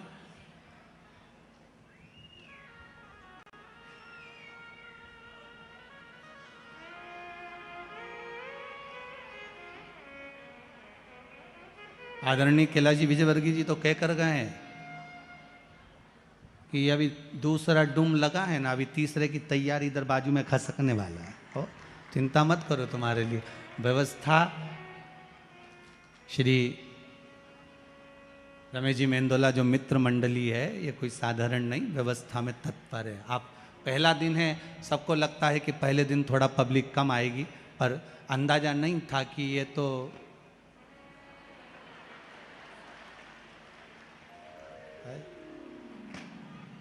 अब अंदाजा हो गया कि ये सब पगले हैं। अच्छा, समझदार हो तो समझा भी, तो पगला उनके कौन समझा। जो शंकर की भक्ति में डूबा, शिव के सारे भगत, तुम ऐसे देखना, एक आध बार तुम उज्जैन जाओ और महाकाल बाबा का दर्शन करो, बड़े प्रेम से दर्शन करते रहना, पीछे से कहीं का चिल्ला महाकाल की जाओ, भगवान कहां से आ गया। अच्छा, बाजू में तुम शंकर जी का दर्शन करते रहो, इतने में बाजू में समझ नहीं, दादा समझ। अच्छा, अपन उनका मुंह देखो, वो अपना मुंह देखे, महाकाल जी इन दोनों को देखे कि कितना जोरदार जोरदार पगला आया है। मेरे ही है, जैसे भी है, मेरे अपने हैं। महादेव को भी लगता है। एक बार जब दक्ष प्रजापति का सिर कट गया, अग्नि में गिर गया, अग्नि में शीश गिरा, अब देवता कह रहे हैं कि इनको जीवित करो। शंकर जी बोले कोई जीवित हो, अग्नि में सिर गिर गया, अब कहां से जीवित होगा? तो इसको बकरे का मुंह लगा दो। तो अपने ससुर को बकरे का मुंह लगा दिया। अब बकरा कोई हिंदी बोले कि अंग्रेजी बोले? अब इंदौर का भी बकरा नहीं था कि मालवा बोल ले, मालवी वाला। तो वो कहीं ना हिंदी बोले, ना अंग्रेजी बोले, ना मालवी बोले। अब बकरा तो कैसे बोले? अब बकरा बब्बा बब्बा करे। शंकर भगवान इतने खुश। भगवान विष्णु ने पूछा तुम इतने खुश कभी नहीं दिखे, आज पहली बार इतने खुश कैसे दिख रहा? शंकर भगवान बोले मेरा ससुर कितनी जोरदार स्तुति कर रहा है, इससे जोरदार कोई स्तुति कर ही नहीं सकता। तो क्या ये बब्बा बब्बा कर रहा बकरा है, ऐसा तो बोलेगा ही सही। तो भगवान विष्णु वाले भले कुछ भी बोल रहा है, पर मुझे तो लग रहा है कि मेरी स्तुति कर रहा है। शंकर जी ने कह दिया मेरे मंदिर में आकर जो भी बम बम बम बम बोलेगा मैं समझ जाऊंगा मेरा ससुरा किया है। और जितनी माताएं मंदिर में जाके बम बम बोलती हैं, शंकर जी समझ जाते सास भी आई है। तो तुम चिंता मत करो, तुम तो बम बम बोले, बस बाबा से अपने मन की बात कहते रहो, बाबा आपकी मन की बात सुनता रहेगा, आपके मनोरथ पूर्ण करता रहेगा। 4 वर्ष की कन्या मां अहिल्याबाई शिव की आराधना में डूब गई। छोटा सा शिवलिंग पिताजी ने लाकर दे दिया और उस शिवलिंग की आराधना में माता अहिल्याबाई जो डूबी 8 वर्ष की माता अहिल्याबाई एक दिन शंकर के मंदिर में झाड़ू लगा रही थी, बुआरी लगा रही थी। शिव मंदिर में बुआरी लगा रही, और शिव मंदिर में जब झाड़ू लगा रही, बुआरी लगा रही हैं महाराज, उसी समय पर शिव मंदिर की भक्ति में जब अहिल्याबाई इतनी डूब गई कि उनको भान नहीं कि कौन आ रहा है कौन जा रहा है। वहीं से मल्हार राव जी होलकर जो इस मालवा के राजा थे, यहां से निकल कर जा रहे थे पुणे के लिए। गांव में रुके थे अहिल्याबाई के। 8 वर्ष की लड़की जब मंदिर में पोछा और झाड़ू कर रही थी तो मल्हार राव होलकर जी को लगा कि ये मेरे बेटे के लिए, खंडेराव के लिए ये श्रेष्ठ रहेगी। और उसी समय पर एक साधारण से घर की बेटी जिसके यहाँ 2 समय का भोजन समय पे मिल जाए बहुत बड़ी बात थी। शिव की कृपा देखिए जरा। कई लोग पूछते हैं महाराज जी आप बोलते हो कथा में कि जो दूर मंदिर है वहां जाकर झाड़ू लगाओ पोछा लगाओ, झाड़ू लगाओ पोछा लगाओ, उसका फल क्या है? इंदौर की इस मां अहिल्या शिव महापुराण की कथा में सुन लेना। माता अहिल्या ने 4 वर्ष की आयु से लेकर 8 वर्ष तक की आयु में शंकर जी के मंदिर में झाड़ू और पोछा अपने मन से, कोई तनख्वाह नहीं, मन से सेवा करी। तो मिला क्या? एक साधारण से घर की बेटी मालवा की राजमाता बन गई। साधारण थी, साधारण से घर की बेटी शिव मंदिर का मात्र झाड़ू लगाने पर, मात्र सेवा करने पर। आपसे भी निवेदन है, जिस दिन तुम्हारा मन दुखी हो, जिस दिन तुमको लगे कि हमारे मन को आज अशांति है, आज मेरा बड़ा सा कोई काम अटक गया है, मेरा बेटा आज परीक्षा देने के लिए गया है, आज मेरे बेटे को इस परीक्षा में पास होना चाहिए, आज मेरा पति गया है उसकी नौकरी लगना चाहिए, मैं बड़ी दुखी हूं, सब दूर माथा टेक लिया, सारे संसार में होकर आ गए, सबसे जाकर निवेदन कर लिया, जब हार गए तब किसी शंकर के मंदिर में एकांत में बैठ जाना, 1 लोटा पानी चढ़ाकर, 5 बेलपत्र चढ़ाकर, 1 चावल का दाना शिव को समर्पित कर कर एकांत में बैठकर शंकर को निहारते हुए श्री शिवाय नमस्तुभ्यम का जाप करना, अपने दिल की बात उससे कह देना। जब वो एकांत में बैठा हो, कोई नहीं हो मंदिर में, तब तुम बैठना, उससे कहना आज मेरा पति नौकरी के लिए गया है, मैं जानती हूं कि मैं हो सकता है पाप कर्म कराओ, पूर्व में क्या क्या करा अपने को क्या मालूम, हो सकता है मेरा पति भी पूर्व में कोई कर्म विकार करा होगा, सारे जगत में धक्के खा लिया, सारे दुनिया भर में घूम कर आ गए, पर मेरे बाबा अब कहीं पर नहीं जाऊंगी, आखिरी है तू और तेरा द्वार, अब नहीं छोड़ूंगी। और उस बाबा से निवेदन कर कर जाना। 8 दिन 15 दिन इंतजार तो करो, उस बाबा से बोलने के बाद एक टेबलेट भी खाते हो तो थोड़ी देर बाद असर करती है। तो थोड़ा इंतजार तो करो उसको बोलने के बाद, भटकना मत ही। उसके दरवाजे पर जाने के बाद भी अगर काम नहीं हो तो समझ लेना कि हमारा कर्म कुछ ज़्यादा गड़बड़ होगा लगा है, अभी समय लगेगा। भटकना मत ही, नहीं तो इनके छोड़ के दुनिया के लोग तो बड़े भटकते हैं। पहले राम जी के पास चले जाएं, राम जी से काम नहीं बने, हनुमान जी के पास चले जाएं, हनुमान जी से काम नहीं बने, ठाकुर जी के पास चले जाएं, ठाकुर जी से काम नहीं बने, शंकर जी के पास चले जाएं, शंकर जी से काम नहीं बने, तो कहीं दूसरी जगह चले जाएं। मैं नाम नहीं लूँगा, तुम समझ जा। कोई दूसरे धर्म में प्रवेश कर जाते हैं, कोई हिंदू धर्म को छोड़कर दूसरा धर्म अपना लेता है। क्यों? देवता नहीं सुन रहे तो दूसरा धर्म अपना लिया। फिर निवेदन करूंगा, मेरे हिंदू धर्म से बड़ा कोई धर्म हो ही नहीं सकता, यह पक्का है। इस हिंदू धर्म से बड़ा कोई धर्म नहीं हो सकता। आपको गौरवान्वितता महसूस होना चाहिए, मेरा राम, मेरा कृष्ण। अन्य जगह पर केवल लोग कहते हैं उनके धर्म में एक देवता होता है, हम कहते हैं बफेट का जमाना है इसलिए हमारे 33 कोटि देवता है। तुम्हारी मर्जी पड़े जिसको उठा लो, तुम्हारी मर्जी पड़े जिसको उठाओ। बफेट में जाते हो, कहीं गुलाब जामुन, कहीं छम्मक लड्डू, कहीं पानी पतासा, कहीं दही बड़ा खाते हो, पर जिस भोजन में तुम्हारी रुचि ज्यादा होती है उसकी प्लेट ज्यादा निपटा जाते हो। बोलो सही है की बात है? तुम भी सारे देवताओं के दरवाजे पर जाओ और जिससे तुम्हारी अच्छी पट जाए उसको पटा लो।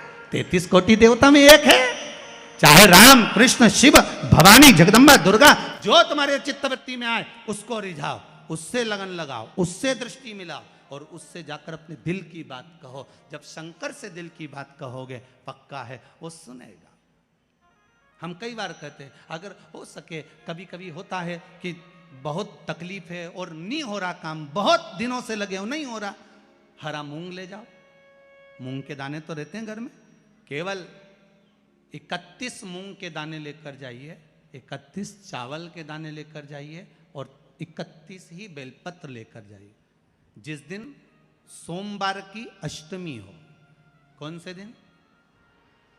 सोमवार की अष्टमी हो, उस दिन शंकर जी के मंदिर में जाओ, 3 चीज लेकर जाओ, मूंग के दाने, चावल, बेलपत्र। चावल जो 31 लेकर गए हो, अपनी कामना कर कर शंकर जी की देहली पर रख दो, चौखट पर, कहीं पर भी एकांत में उसको रख दिया जाए। मूंग के जो दाने लेकर गए हो 31, वो नंदी के पास में, जो नंदी का पांव ऊंचा रहता है उस पांव के पास रख दीजिए। और जो 31 बेलपत्र लेकर गए हो, वो 31 बेलपत्र अशोक सुंदरी वाली जो जगह है, आपको पहले बताया है कथा में, अशोक सुंदरी जी का स्थान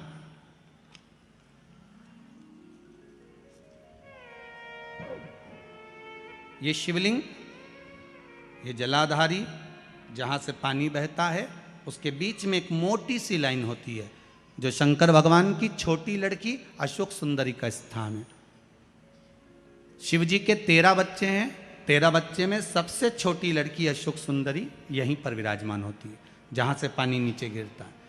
प्रत्येक शिवलिंग के सामने एक मोटी सी लाइन होगी, उस मोटी सी जो लाइन है अशोक सुंदरी, वहाँ पर जो 31 बेलपत्र लेकर गए हो, अपनी कामना कर कर पीला चंदन, लाल चंदन लगाकर उस पर समर्पित करते जाओ। उसकी डंडी जहाँ से पानी बहता है उस ओर होना चाहिए। आप निवेदन कर कर देखो, एक सोमवार की अष्टमी पर कर कर देखना, दूसरी सोमवार की अष्टमी आएगी, अपने आप आपका काम हो गया होगा। बाबा से निवेदन तो करो, क्यों भटक रहे? भोला सब दुख काटो,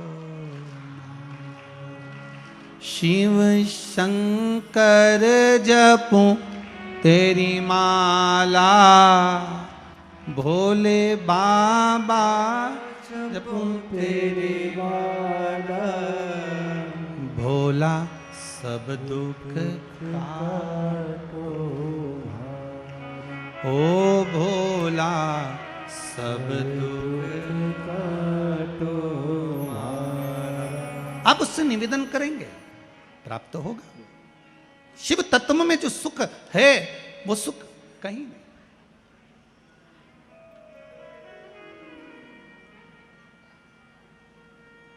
एक मात्र शिव मंदिर में झाड़ू लगा रही हैं अहिल्याबाई, साधारण सा भाव है, केवल एक झाड़ू। कई लोग कहते हैं महाराज जी आप कहते हो मंदिर में जाके झाड़ू लगाओ, पोछा लगाओ, तो जो हमने मंदिर में रख रखा है स्वीपर आदि जो भी सेवा करने वाला है, काम करने वाला है, वर्कर है, वो कर रहा है, तो हम क्यों करें? अरे भाई एक बात याद रखना, आप सबसे पूछना चाहूंगा, आप लोग कहते हो कि मंदिर की सफाई जो वर्कर रखा है उसे करना चाहिए, मंदिर की सफाई जो पुजारी रखा है उसको करना चाहिए। मैं आपसे पूछना चाहता हूं कि आपके घर में जो तिजोरी है दिवाली पे उसकी सफाई कौन करता है? नौकर करता है? अरे बोलते तो जाओ। नौकर करेगा? नहीं। वर्कर करेगा? नहीं। स्वीपर करेगा? नहीं। तिजोरी की सफाई कोई दूसरा नहीं करता, तिजोरी की सफाई हमें करना होती है। उसी तरह मंदिर की सफाई ना पुजारी करे ना कोई वर्कर करे, जो दर्शन करने जाए वो करे, क्योंकि ये तिजोरी है हमारी, ये तिजोरी है हमारी, यहां से हमें मिलता है, ये मेरा देव अधिदेव महादेव देता है और कम नहीं देता। वो चोर को कुबेर बना सकता है तो तुम्हें भी बना सकता, उसका कोई भरोसा नहीं है दादा, कोई भरोसा नहीं मेरे शंकर का, कब क्या दे दे कोई भरोसा नहीं। पहले भी कथा में कहा शिव देने वाला वो देता। अब मेरे देव अधिदेव महादेव की कथा कर रही है, वहीं से मल्हार राव जी होलकर निकल कर जा रहे थे, उन्होंने उस बेटी को देखा जो शिव मंदिर में पूजन कर रही, और पूजन करने के बाद शंकर जी के मंदिर का थोड़ा सा प्रसाद ले जाकर बाहर छोटे छोटे लोग जो भी भोजन कर रहे थे उनको प्रदान कर रहे। एक साधारण से घर की बेटी, बिल्कुल सहज सरल, और बाबा ने कृपा क्या कर दी कि मालवा के राजा मल्हार राव जी होलकर जी ने अपने बेटे के लिए उस कन्या को चुन लिया और विवाह कराकर अपने घर लेकर आ गए महाराज। और यहाँ पर आई जब माता अहिल्याबाई इस मालवा में जब आई, तब उनकी भक्ति कितनी प्रबल थी कि साथ में अगर कुछ लेकर आई हैं तो वो देव अधिदेव महादेव लेकर आई, शंकर को लेकर। शिव पूरी दुनिया में कितने भी होंगे ना, किसी के हाथ में शंकर नजर नहीं आएंगे, पर अहिल्याबाई के हाथ में शिव जी दिखेंगे। आप भी शंकर को लेकर चलो ना, आप हाथ में लेकर मत चलो, इस दिल में तो लेकर चलो। थोड़ा सा दुख आया, थोड़ी सी तकलीफ आई, थोड़ा सा कष्ट आया, जपने बैठ जाओ श्री शिवाय नमस्तुभ्यं। थोड़ा सा कष्ट आया, नमः शिवाय जपो, पंचाक्षर मंत्र जपो, महामृत्युंजय मंत्र जपो। दुख आए शिव याद आए।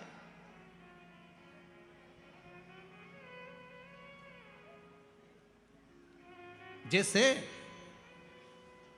देवराज नाम का ब्राह्मण चोरी कर कर लाता, मंदिर में गया, कभी भगवान के मंदिर नहीं गया, पर आज शरीर में जब ताप आया शिव मंदिर में पहुंच गया। और देवराज नाम का ब्राह्मण जब मंदिर के अंदर गया, वहां शिव महापुराण की कथा चल रही थी, थोड़ी देर की, एक क्षण की, एक पल की कथा सुन ली, और कथा सुनी, चित्तवृत्ति में बैठी। उसके बाद में जो प्राण छूटे, प्राण छूटने के बाद देवराज नाम का ब्राह्मण जब मरा, प्राण छूटे, उसको कोई चोरी करने वाला, कपट करने वाला, छल करने वाला, बेईमानी करने वाला, इसको तो नरक जाना था, पर इसको लेने भी कौन आया? देव अधिदेव महादेव नंदी लेकर आए इसको लेने के लिए। तो पार्वती जी ने पूछ लिया, भोले बाबा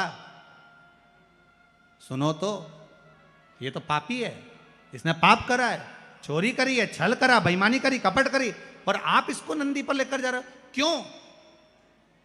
शंकर भगवान कहते हैं पार्वती, ये देवराज नाम का ब्राह्मण जिसने चोरी करी है, शंकर जी के मंदिर में जाकर थोड़ी सी कथा सुन ली है, कथा सुनकर जहां ये प्राण त्याग रहा है वहां पर बेलपत्री का वृक्ष है, उस वृक्ष के नीचे मरा है, इसलिए कैलाश जाएगा, ये कहीं नरक नहीं जाएगा, ये कैलाश की होगा, ये बेलपत्री के वृक्ष के नीचे मरा, बेल के वृक्ष के नीचे। इसलिए ये कैलाश जाएगा। आज भी नियम है, कोई मरता है उसको लेकर जाते हैं, राम नाम सत्य बोलते लेकर जाते हैं। शमशान में जाने पर एक जगह पर उसको विश्राम दिया जाता है। इधर देते कि नहीं देते? इंदौर में देते हैं। एक जगह पर विश्राम दिया जाता है, अर्थी को उतारा जाता है, उतारा करा जाता है, यहाँ उतारो, यहाँ विश्राम दे दो। तो बच्चे पूछते हैं, पापा यहाँ पर ये दादाजी को क्यों उतारा, यहाँ बीच रास्ते में इनको क्यों रोका? तो कहा बेटा यहाँ उतारना पड़ता है। पर बच्चों को ये नहीं बता पाए कि यहाँ उतारा क्यों जाता है, क्योंकि शिव महापुराण में लिखा है कि देवराज नाम के ब्राह्मण के जहां प्राण छूटे थे वहां बेलपत्री का वृक्ष था। इसलिए हिंदू धर्म में रीति है, शमशान में ले जाने से पहले कहीं पर बेलपत्री का अगर पेड़ होता था तो उसके नीचे थोड़ी देर अर्थी को रख दिया जाता था कि बेलपत्री की छांव पड़ेगी तो ये जीवात्मा नरक नहीं भोगेगी, शंकर के धाम चली जाएगी। फिर ये सुख भोगने वाली, नरक नहीं, इसको सुख का अनुभव होगा, इसको सुख की प्राप्ति होगी।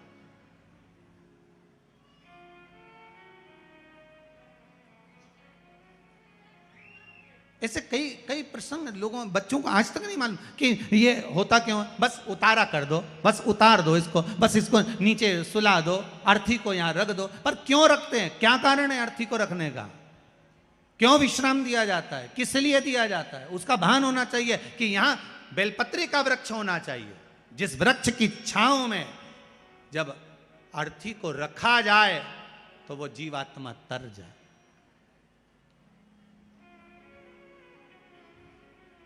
कई लोग कहते हैं गुरुदेव, कई लोग तो कहते हैं कि जब व्यक्ति मरता है तो उसकी आत्मा तो चली जाती है परमात्मा की ओर, फिर उसका लाभ क्या हुआ नीचे रखने का? गरुड़ पुराण कहती है जब किसी के प्राण छूटते हैं, छूटने के बाद उस जीव आत्मा को 10 दिन तक घर की अटारी पर रखा जाता है। कितने दिन रखते हैं? 10 दिन घर की अटारी पर रखकर उस जीवात्मा को दिखाया जाता है कि तेरे परिवार वाले रो रहे कि नहीं रो रहे, भोजन कर रहे कि नहीं कर रहे, तुझे याद कर रहे कि नहीं कर रहे, उस जीवात्मा को दिखाया जाता है। जब किसी के प्राण छूटते हैं वो जीवात्मा शमशान के विश्राम स्थल तक, कौन से स्थान तक? जहां अर्थी को उतारा गया है उस स्थान तक घर से जीवात्मा वहां तक जाती है। विश्राम स्थल के बाद में शंकर भगवान उसको संभालते हैं, जीवात्मा वापिस उसकी अटारी पर आ जाती है। 10 दिन तक गरुड़ पुराण कहती है 10 दिन तक जीवात्मा अटारी पर रहती है। कितने दिन रहती है? 10 दिन। और 10 दिन के बाद में जब जीवात्मा चली जाती है तब जाकर फिर लोग अपना अपना क्रम करते हैं। इसीलिए तो 10वें दिन वो कहते हैं ना, वो घाट पे जाके होता है। क्या होता है? घाटे का काम।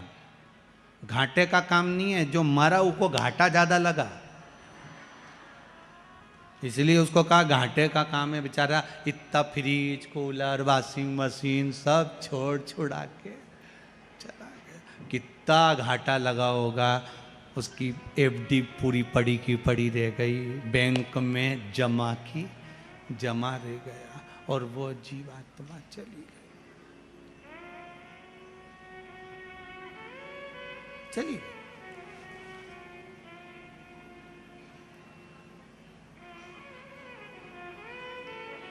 सब पड़ा रह गया, सब दर्द। और जाएगा जब यहाँ से कुछ भी ना पास होगा, 2 गज कफन का टुकड़ा तेरा लिबास होगा। क्या रहेगा? सब ब्रांडेड पहनने वाले भी, कुर्ता ब्रांडेड, जूते कंपनी के, घड़ी कंपनी की, यहां तक का सोना लिया तो वो भी कंपनी का, हर चीज कंपनी की पहनी है। पर आखिरी में जब मरोगे, मरने पर जो कफन पहनाया जाएगा वो कौन सी कंपनी का होगा लिख के जरूर जाना कागज में कि रेमांड का पिनाना, कि इस कंपनी का पिनाना। नहीं, तुम तो पूरी जिंदगी तो कंपनी कंपनी करो, मरने पर कौन सी कंपनी, वह कंपनी का है। इसीलिए फिर निवेदन, अंत समय प्रभु आना। सबको याद है, सबको याद है, गाओ जरा। अंत समय प्रभु वचन दिया तो निभाना पड़ेगा। आए ना आए प्रभु कुटुंब हमारा, आए ना आए प्रभु कुटुंब कबीरा, आपको प्रभु जी आना पड़ेगा, आपको प्रभु जी आना पड़ेगा। अंत समय प्रभु आना पड़ेगा, वचन दिया तो निभाना पड़ेगा। भगवान बस इतनी सी कृपा है। ये पीपल का वृक्ष, ये आंवले का वृक्ष, ये बेलपत्री का वृक्ष, ये वो देव वृक्ष हैं जिनका सुख मनुष्य को प्राप्त हो सके, मनुष्य को प्राप्त हो सके। आप थोड़ा प्रयास तो करो, प्रयास करो। कभी लगे गुरुदेव आज हमारे को बहुत थकान लग रही है, शरीर बेकार लग रहा है, सिर दर्द हो रहा है, शरीर में बेकार बहुत कष्ट उत्पन्न हो रहा है। पीपल के पत्ते की 5 पत्ते पीपल के थाली के अंदर रखो और उस पे भोजन करो शंकर जी का कुंदकेश्वर महादेव का नाम लेकर। कौन से महादेव? एक बार जम के बोलिए, कुंदकेश्वर। कुंदकेश्वर महादेव का नाम लेकर भोजन करना प्रारंभ करो। 15 से 20 मिनट लगते हैं, हमारे टेबलेट खाने की जरूरत नहीं पड़ती। सिर दर्द बंद, शरीर कितना भी दुख रहा हो उसमें आराम लगना प्रारंभ हो जाता है। कुंदकेश्वर महादेव का नाम सुख की अनुभूति कराता है, शरीर के रोग को मिटाने के लिए। कुंदकेश्वर शिव का एक एक संबोधन। एक झाड़ू लगाई, पोछा लगाया उस कन्या ने, माता हिल्याबाई ने, और मल्हार राव जी अपने बेटे के लिए पसंद कर लिया और विवाह हो गया। श्री खंडेराव जी के साथ में जब विवाह हुआ, मालवा की महारानी बन गई।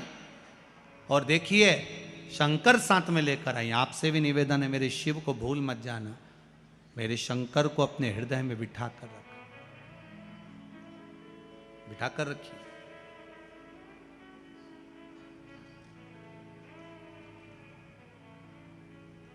गुरुजी ये कथा तो हमको याद रहती नहीं है, सुनने का फायदा क्या है? हम कहते हैं 6 महीने पहले जो खाया, 6 महीने पहले जो खाया,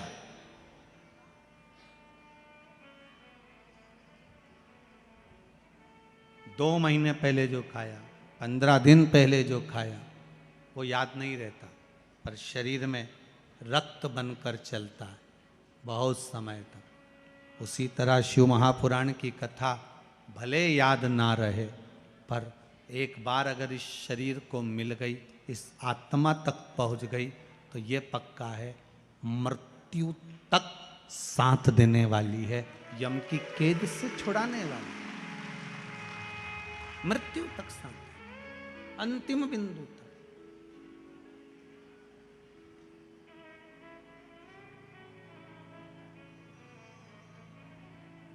देवराज ब्राह्मण, चोरी करने वाला ब्राह्मण, वो देवराज जो चोरी कर कर धन लाया था। हाँ होता है, कभी कभी योग संजोग होता है, ब्राह्मण होकर ब्राह्मण कर्म से वंचित हो जाता है जीव, ये पूर्व के कर्म के अनुसार। इसलिए आपको बार बार कहते हैं मत बुरे कर्म कर बंदे वरना पछताएगा, भगवान की आंखों से तू बच नहीं पाएगा, तू बच नहीं। इसीलिए बार बार कहते हैं तेरा क्या होगा रे कालिया, होगा क्या, कब तक बचेगा और किससे बचेगा? शंभू से बचना, कौन जाने।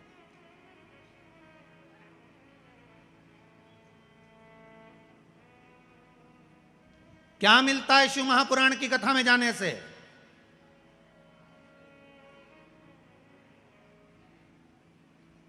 क्या प्राप्त होता है शिव महापुराण की कथा में जाने से? अरे गुरुजी आप कहते हो शिव पुराण की कथा में जाओ, हमारी तो चप्पल चली गई। क्या मिलता है शिव पुराण की कथा में जाने से? कोई कहेगा हमारा कोई सामान चले गया। हम तो आपसे हाथ जोड़कर निवेदन करते हैं, पहले भी करा, कुबेरेश्वर महादेव की कथा में आपको बोला था कि जितने लोग कथा सुनने आओ, कोई भी सोना चांदी की रकम लेके मत आओ। यहाँ आओ तो लेकर मत आओ, यहाँ आओ तो मेरे ओघड़ दानी मेरे शंकर का आशीर्वाद लेकर जाओ। तुम्हारे सोना और चांदी से महत्वता नहीं। क्या मिलता है शिव पुराण की कथा में जाने से? क्या होगा शंकर की कथा में जाने से? क्या मिलेगा हमें शिव महापुराण की कथा में जाने से? तो जो कहे आपसे कि शिव महापुराण की कथा में जाने से क्या मिलता है, उससे कहना एक बार सुन ले, 3 महीना इंतजार कर ले, 3 महीने की ये तारीख लिख के रख लेना कि शिव महापुराण की कथा, आज कौन सी तारीख है? 30 तारीख को चालू हुई है, 30 नवंबर को। दिसंबर, जनवरी, फरवरी तक इंतजार करना, कामना कर कर बस कथा सुन ले और उसके बाद अपने कार्य में लग जा। फिर भोलेनाथ जी एक बार अगर हाथ पकड़ लिए फिर नहीं छोड़ेगा, ये पक्का है। मतलब शिव पुराण की कथा एक बार अगर जो जाकर बैठ गया, कथा का रसतत्व श्रवण कर लिया, शंकर की कथा, कहीं मैं तो कहूंगा कई कई माताओं ने पशुपति व्रत इसलिए करे होंगे इंदौर के लोगों ने कि हम सीहोर नहीं जा पा रहे, पर सीहोर का कुबेरेश्वर महादेव यहाँ कथा सुना दे। ये कई कई लोगों ने विचार करा होगा, कहीं भोलेनाथ ने सुना होगा। इसलिए आदरणीय मंदोला जी के चित्तवृत्ति में, आदरणीय विजयवर्गीय जी की चित्तवृत्ति में वो कथा बैठ गई, और बैठने के बाद वो कथा अगर हो रही है, मेंदोला जी करा रहे हैं, विजयवर्गीय जी करा रहे हैं, मित्र मंडली करा रही है, इस कथा को अगर करा रहा है तो मेरा भोलेनाथ करा रहा है, और वो केवल आप लोगों के लिए करा रहा है कि आपकी चित्तवृत्ति में शिव है। चित्तवृत्ति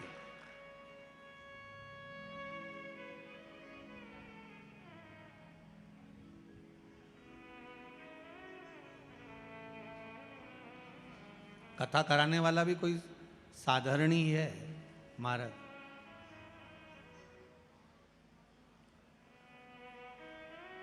आप सब तो पलंग पर सोते होगे, पर मुझे कल मालूम पड़ा कि आदरणीय श्री रमेश मेंदोला जी, उनके कक्ष में जहाँ निवास करते हैं गुरुदेव, पलंग पर नहीं सोते, भूमि का शयन करते। ये संत का ही स्वभाव नहीं तो क्या, भूमि का शयन करते।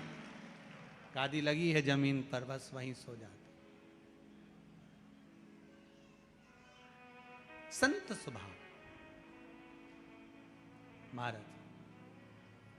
तो हम तो कहेंगे शिव कथा करवा रहा है, शंकर सुन रहा है, शंकर बाच रहा है। मौका मिला है 7 दिन का, छोड़ना नहीं है। 7 दिन शिव महापुराण के, हमारे जीवन के भी 7 ही दिन है। रविवार को जन्म हुआ, सोमवार को बड़े हुए, मंगलवार को ब्याह हुआ, बुधवार को बच्चे हुए, गुरुवार को बीमार पड़े, शुक्रवार को हॉस्पिटल गए, शनिवार को सीताराम हो गए। 7 दिन तो यूं निकल गए।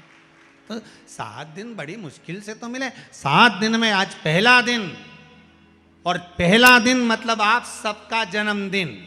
सबको हैप्पी बर्थडे टू यू। आज घर के लोगों को जाके कह देना आज मेरा जन्म हुआ है, मैंने शिव महापुराण की कथा पंडाल में जाकर श्रवण करी है, शिव महापुराण की कथा सुनी है, आज मेरा जन्मदिन हुआ है, आज मैं भगवान शंकर के लिए पैदा हुआ हूं। मतलब जैसे मां अहिल्याबाई जन्मी थी शिव तत्व को जानने के लिए, आज मुझे जानने का मौका मिला है कि मैं शंकर को कैसे प्राप्त कर सकता हूं। देवराज नाम का ब्राह्मण मरने के बाद कैलाश धाम चले गए। शिव धाम। शंकर की भक्ति में डूब गए। आया एक बिंदुक नाम का ब्राह्मण था जिसकी धर्मपत्नी का नाम चंचुला देवी था। बिंदुक ब्राह्मण था, वो भी थोड़ा धन चोरी कर कर लाता था, पत्नी को देता था। पत्नी और धर्म पत्नी में जमीन और आसमान का अंतर होता है। पत्नी वो होती है जो पति को पतन के रास्ते पर ले जाती है, धर्म पत्नी वो होती है जो पति को धर्म के रास्ते पर ले जाती है। पति को धर्म के पथ पर लेकर जा रहा है। आपसे भी निवेदन है, 7 दिन में 1 दिन आप अपने पति से कहना कि मुझे धर्म पत्नी बनना है। पति पूछे वो कैसे बनना है? 40 साल तो हो गए तेरी मांग में सिंदूर दिए जब से, तो तू धर्म पत्नी है। उसी दिन से तो मैं धर्म के कांटे पर लटक रहा हूं। अच्छा, पति कहेगा तो अब कैसी धर्म पत्नी बनना? कह देना सीहोर वाला महाराज बोला है हमें धर्म पत्नी बनना है 1 दिन। तो धर्म पत्नी का फर्ज क्या होता है? कहा धर्म पत्नी का फर्ज क्या होता है? जो मंदोदरी ने निभाया था अपने पति से। जिस समय श्री हनुमान जी महाराज आकर मंदोदरी से बोले, मंदोदरी राम जी महाराज रामेश्वर धाम की स्थापना कर रहे हैं, कोई विद्वान पंडित नहीं मिल रहा, मंत्र और संकल्प छुड़वाना है, पूजन करवाना है। मंदोदरी कोई विद्वान पंडित हो तो बता दे। मंदोदरी बोली मेरे पति रावण जैसे बढ़कर कौन विद्वान होगा? तो हनुमान जी महाराज बोले वो तो पूजन कराने जाने वाला नहीं, क्योंकि वो ही तो सीता जी को उठा के लाया था, वो कैसे पूजन कराएगा? मंदोदरी बोली मैं भी धर्म पत्नी हूं, को भगवान के दरवाजे तक तो भेज के रहूंगी। और मंदोदरी पहुंच गई। चोटी करती करती करती करती, पहले माताएं वो 3 चोटी में 3 अलग अलग भाग होते थे, उसको गुत्ती गुत्ती गई। माताएं वो चोटी धीरे धीरे क्यों गुत्ती थी? क्योंकि वो सोचती रहती थी कि इसका करना क्या है। 3 एंटीना है, सिग्नल। सोचती सोचती जा रही कि इसका करना। तो मंदोदरी सोचती सोचती गई। होता है एक बार, कहाँ की बात है महाराज जी, एक बार किसी भाई ने किसी बाबा जी ने उससे पूछ लिया एक पंडित जी से, क्यों पंडित जी तुम इतनी बड़ी बड़ी पुराण बाजते हो, इतना बड़ा बड़ा ज्ञान कहाँ से लेकर आते हो? पंडित जी बोले हमारी जो चोटी है ये एंटीना है, ऊपर से यहाँ से यहाँ। अच्छा, इतने में बाबा जी बोले तो हमें इतना ज्ञान क्यों नहीं आता? पंडित जी बोले तुम्हारे एंटीने से आता तो है, पर अर्थिंग के तार से नीचा चले जाता, तो बचता कुछ नहीं। तो इतने में मंदोदरी बोली मैं भी ये धर्म पत्नी हूँ, धर्म पत्नी का फर्ज अदा करूंगी। और मंदोदरी लंकाधिपति रावण के पास पहुंच गई। और पहुंचते से ही मंदोदरी ने कहा स्वामी स्वामी। रावण बोला हम लंकेश हैं। अच्छा, रावण की सबसे बड़ी प्रॉब्लम ही एक ही थी, हमेशा एक ही बात बोलता था हम लंकेश। अच्छा, सबको मालूम है कि तुम लंकेश हो, बोलने की क्या जरूरत, पर फिर भी बोलता था। बोला क्या बात है? मंदोदरी बोली आपने कभी ब्राह्मण कर्म नहीं करा, आपने कभी ब्राह्मण तत्व को नहीं जाना। रावण बोला मैं शंकर जी की पूजन करता हूं, ये ब्राह्मण कर्म नहीं तो और क्या? मैं त्रिपुंड धारण करता हूं, ये ब्राह्मण कर्म नहीं तो और क्या? मैं यज्ञोपवीत पहनता हूं, ये ब्राह्मण कर्म नहीं तो और क्या? मैं शिव की आराधना करता हूं, ये ब्राह्मण कर्म नहीं तो और क्या है? मंदोदरी कहती है ब्राह्मण कर्म वो होता है कि जजमान के यहाँ पूजन कराने जाओ और दक्षिणा लेकर आओ। तुम कभी किसी के यहाँ से दक्षिणा लाए? दक्षिणा लाने की जगह तुम सीता जी को उठा लाए, ये कोई बात है? कहीं जाओ और दक्षिणा लेकर आओ। रावण बोला मेरे जैसे विद्वान को किसी की सामर्थ्यता नहीं कि कोई मुझे बुला ले। इतने में तो मंदोदरी बोली फालतू बात मत करो, राम जी महाराज रामेश्वर धाम की स्थापना कर रहे हैं, उन्हें कोई विद्वान पंडित नहीं मिल रहा, तो तुम जाके स्थापना करा दो। रावण बोला राम जी कभी रामेश्वर की स्थापना नहीं कर सकते, मुझे मालूम है। मंदोदरी ने पूछा वो कैसे? रावण बोला राम जी की धर्मपत्नी तो लंका में, अकेले स्थापना करेंगे कैसे? तुम बताओ। मंदोदरी ने विचार करा, बिल्कुल सही बोल रहा है। मंदोदरी ने नीचे की जो चोटी थी ना उसको कंगा से झड़ा ली, इसलिए माताएं आज भी जो नीचे का भाग बचता है ना उसको झड़ा लेती है। मंदोदरी ने नीचे का भाग झड़ाया कि अकल की बात तो की ये पति ने, अब समझ में ये नहीं आ रहा करना क्या, और ये सीता को लेके जाएगा नहीं, फिर भी झड़ाया है तो ऐसे ही नहीं झड़ाया। तो इन्हें कह दिया, स्वामी आप तो विद्वान ब्राह्मण हो, अगर सीता आपके पास में है तो आपका फर्ज है, आप गुरु बनकर, पंडित बनकर, विद्वान बनकर जा रहे हो, गठजोड़ा बांधकर आपको बिठाना चाहिए। एक काम करो, आप आगे आगे चलो, मैं मंदोदरी सीता जी को लेकर चलती हूँ। तो सीता नहीं जाएगी, मंदोदरी ने कहा चिंता मत करो, मैं हनुमान जी को बुला लेती हूँ। रावण बोला, हनुमान जिसने आग लगाई थी?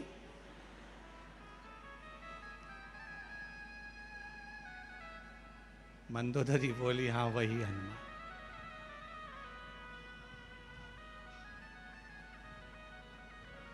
वही हनुमान। अब ठीक है, बुलाओ।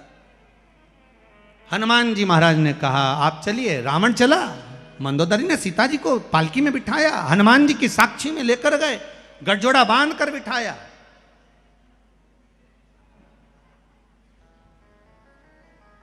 रावण ने पूजन करवाई, पूजन पूरी हो गई।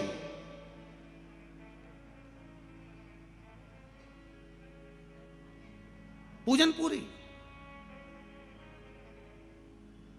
राम जी ने रावण के चरण धुलाए, प्रणाम करा। रावण ने आशीर्वाद दिया, विजय भव। राम जी को आशीर्वाद दिया, विजय भव। हनुमान जी पास में खड़े थे रावण के, उन्होंने कोनी मार के कहा क्यों रे, हार गया क्या? रावण बोला फालतू बात मत करना, हारा वारा नहीं हूं, वो तो मैं गुरु जी की गादी पर बैठा हूं, पंडित की गादी पर, इसलिए आशीर्वाद दे रहा हूं विजय होने का। मेरी जगह कोई भी होता तो यही आशीर्वाद देता, इसलिए मैंने विजय होने का आशीर्वाद दिया। युद्ध के मैदान में तो इससे लड़ूंगा पक्का है, पर आशीर्वाद विजय होने का दिया। रावण ने कहा दक्षिणा, राम दक्षिणा दो। राम जी बोलते हैं मांग लीजिए दक्षिणा, क्या चाहिए पंडित जी, मांग लीजिए। कहा ऐसे नहीं मांगूंगा, दक्षिणा तुम्हारे कानों में बोलूंगा, तुम किसी को बताओगे नहीं। रावण बोला, राम जी बोले कोई बात नहीं, कानों में आकर मांग लीजिए, पर मांगना वही जो मेरे पास में है। रावण बोला चिंता मत करो, वही मांगूंगा जो तुम्हारे पास में। रावण राम जी के कानों के पास जाकर कपड़ा डालकर धीरे से कानों में बोले, मुक्ति दे दे, मुक्ति। तुम क्या सुने, नुक्ति है क्या? जम के तो बोलो मुक्ति, नहीं तो तुम समझ लो बेसन की नुक्ति, बाद में पेट में दुखती हो। तो वो नुक्ति नहीं मांगी, मुक्ति मांगी है। महाराज मुक्ति चाहिए, तथास्तु। मेरे राम जी बोले प्रभु आपने क्या मांग लिया? रावण कहता है बस यही चाहिए। तो राम जी कहते हैं इसको देने के लिए मुझे आना पड़ेगा। तो रावण कहता है जभी तो मुक्ति मिलेगी जब राम सामने होगा, मुक्त हो जाऊंगा मैं। राम सामने होना चाहिए, बस वो मुक्ति चाहिए। धर्म पत्नी का फर्ज मंदोदरी ने अदा करा, आप भी करो। 7 दिन आपके पति कथा में नहीं आए, 7 दिन जितनी कथा यहां से सुनकर जाओ, 3 बजे से 6 बजे तक यहां सुनो, रात्रि को 9 बजे से 12 बजे तक उनको सुनाओ, सुनाओ उनको।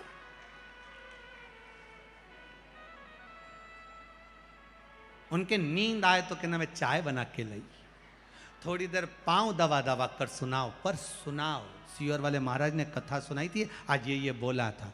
एक बार हमको याद है, यही इंदौर की बात, पहले एक बार जब कथा करने आए तो बहुत पहले की बात है, तो वहाँ कथा करने जब पहुँचे तो एक माता ने कहा गुरुजी आज मेरा पति भी कथा में आया। हमने कहा कहाँ है? तो क्या वो है। हमने उससे पूछा भाई तो इतने दिन तक तो कथा में नहीं आया, 3 दिन निकल गया, चौथे दिन कैसे आया? उसने कहा गुरुजी रात को 9 से 12 सुनने से अच्छा है दिन में 3 से 6 सुन लूँ। तो मुझे विश्वास, आप तो कथा कहो, सुना, सुनो, कथा सुनो। और अगर रात को कथा ना सुने, 7 दिन में 1 दिन ऐसा बनाना, अपने पति से कहना तुम 6 दिन कमाई कर लो, पर 7वें दिन 1 दिन तुम्हें शिव महापुराण की कथा में मेरे साथ चलकर बैठना है, कथा सुनना है तुमको। चलो मेरे साथ कथा सुनने चलो, 1 दिन चलो मेरे साथ। पत्नी वो होती है जो पति को पतन के रास्ते पर ले जाती है, शॉपिंग मॉल ले जाती है, पर धर्म पत्नी वो होती है जो पति को शिव महापुराण तक लेकर आती है। वो धर्म पत्नी लेकर चलो, कथा सुनने चलो। नहीं सुन सकते टीवी पर सुनो, नहीं सुन सकते मोबाइल पर सुनो, फेसबुक यूट्यूब पर श्रवण करो, पर कथा सुनो। और सबसे बड़ी बात तो ये है, आस्था भजन पर कथा 3 बजे से 6 बजे तक आ रही है, और आस्था चैनल पर रात्रि को 10 बजे से 1 बजे तक आ रही है। 2 टाइम आ रही। सुनो, पर सुनो, कथा का रस स्वादन करिए, अपने जीवन में आनंद की अनुभूति करिए, उस तत्व को उतारिए। अब कथा तुम इसलिए मत सुनना कि हमारा फोटो आया कि नहीं आया। रात को बैठी रहना टीवी के सामने, हो मैं तो दिखी ही नहीं। कल कथा में जाऊंगी ना, तो जहां स्टेज बना ना, उसके बिल्कुल बाजू में बैठूंगी, रस्सी के पास। और ये रामेती बाई है ना, ये पास में बैठ जाती है। ये इसके पास नहीं बैठोगी, इसी इसका है, मेरा तो है ही नहीं। तुम बैठ, मैं क्या कर बैठूंगा, नहीं बैठू जा। तो कथा का रस तत्व बड़ा आनंदित है साहब। शिव महापुराण की कथा मस्त होकर, आनंदित होकर, रस तत्व को ग्रहण करने वाली, आनंद लेकर सुनी। हाँ? और शिव महापुराण की कथा में कभी रोके नहीं सुनना। जरा सी बात में रोके, हम तो बड़े दुखी हैं, हम तो बड़े दुखी हैं। क्या रोना, शंकर की कथा में आयो, आखिरी में आनंद के पास, शिव के पास, वहां तो केवल निवेदन करो कि मैं कथा सुनना। चंचुला देवी जितना कमा कर पति लाता था बिंदुक, जितना चोरी कर कर लाता था, जितना धन लेकर आता था, वो धन कभी कभी नहीं, चंचुला ने उसको सत्कर्म में लगाया ही नहीं। पर आपसे निवेदन है, जो पति कमाई कर कर लाए, उसका एक अंश, एक भाग कहीं धर्म में, कहीं पुण्य में, कहीं सत्कर्म में लगाओ। बिंदु चोरी का धन ला रहा था, दीवाल पर से नीचे कूदा, पानी में गिर गया, मर गया। शिव महापुराण की कथा कहती है, 3 तरह से मरे हुए व्यक्ति का मोक्ष नहीं है। 3 तरह से मरे हुए व्यक्ति को मुक्ति नहीं है। पहला, पानी में डूबकर मरा हुआ। दूसरा, सर्प के डसे से मरा हुआ। तीसरा, स्त्री के हाथ से, नारी के हाथ से मरा हुआ।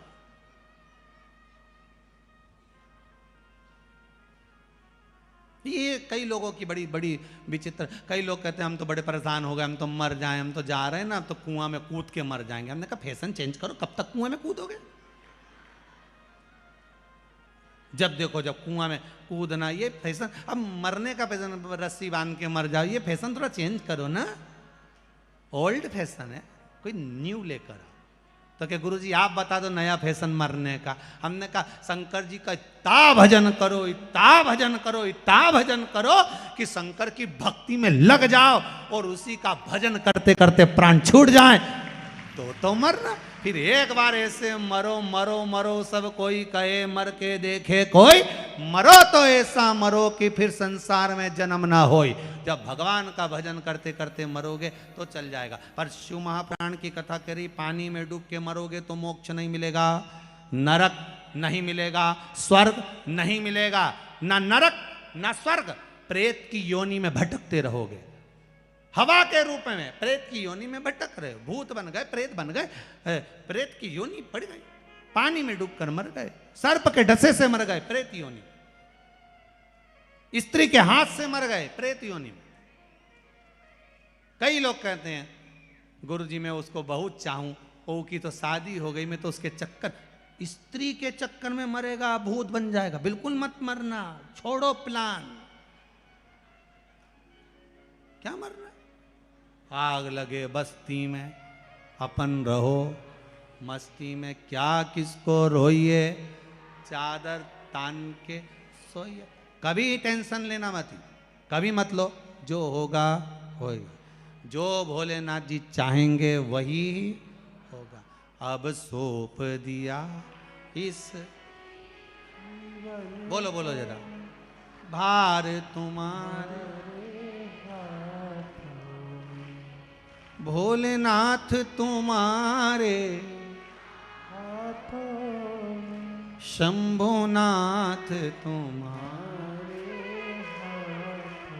हे शंकर हे शंभु, अब तुम्हारे भरोसे पर छोड़ दिया, अब क्या सोचना, क्या सोच। अब तो हमें अंतिम बिंदु शिव तक जाना और कुछ भी नहीं। अब हमें कहीं नहीं जाना। चंदन की नाव बनी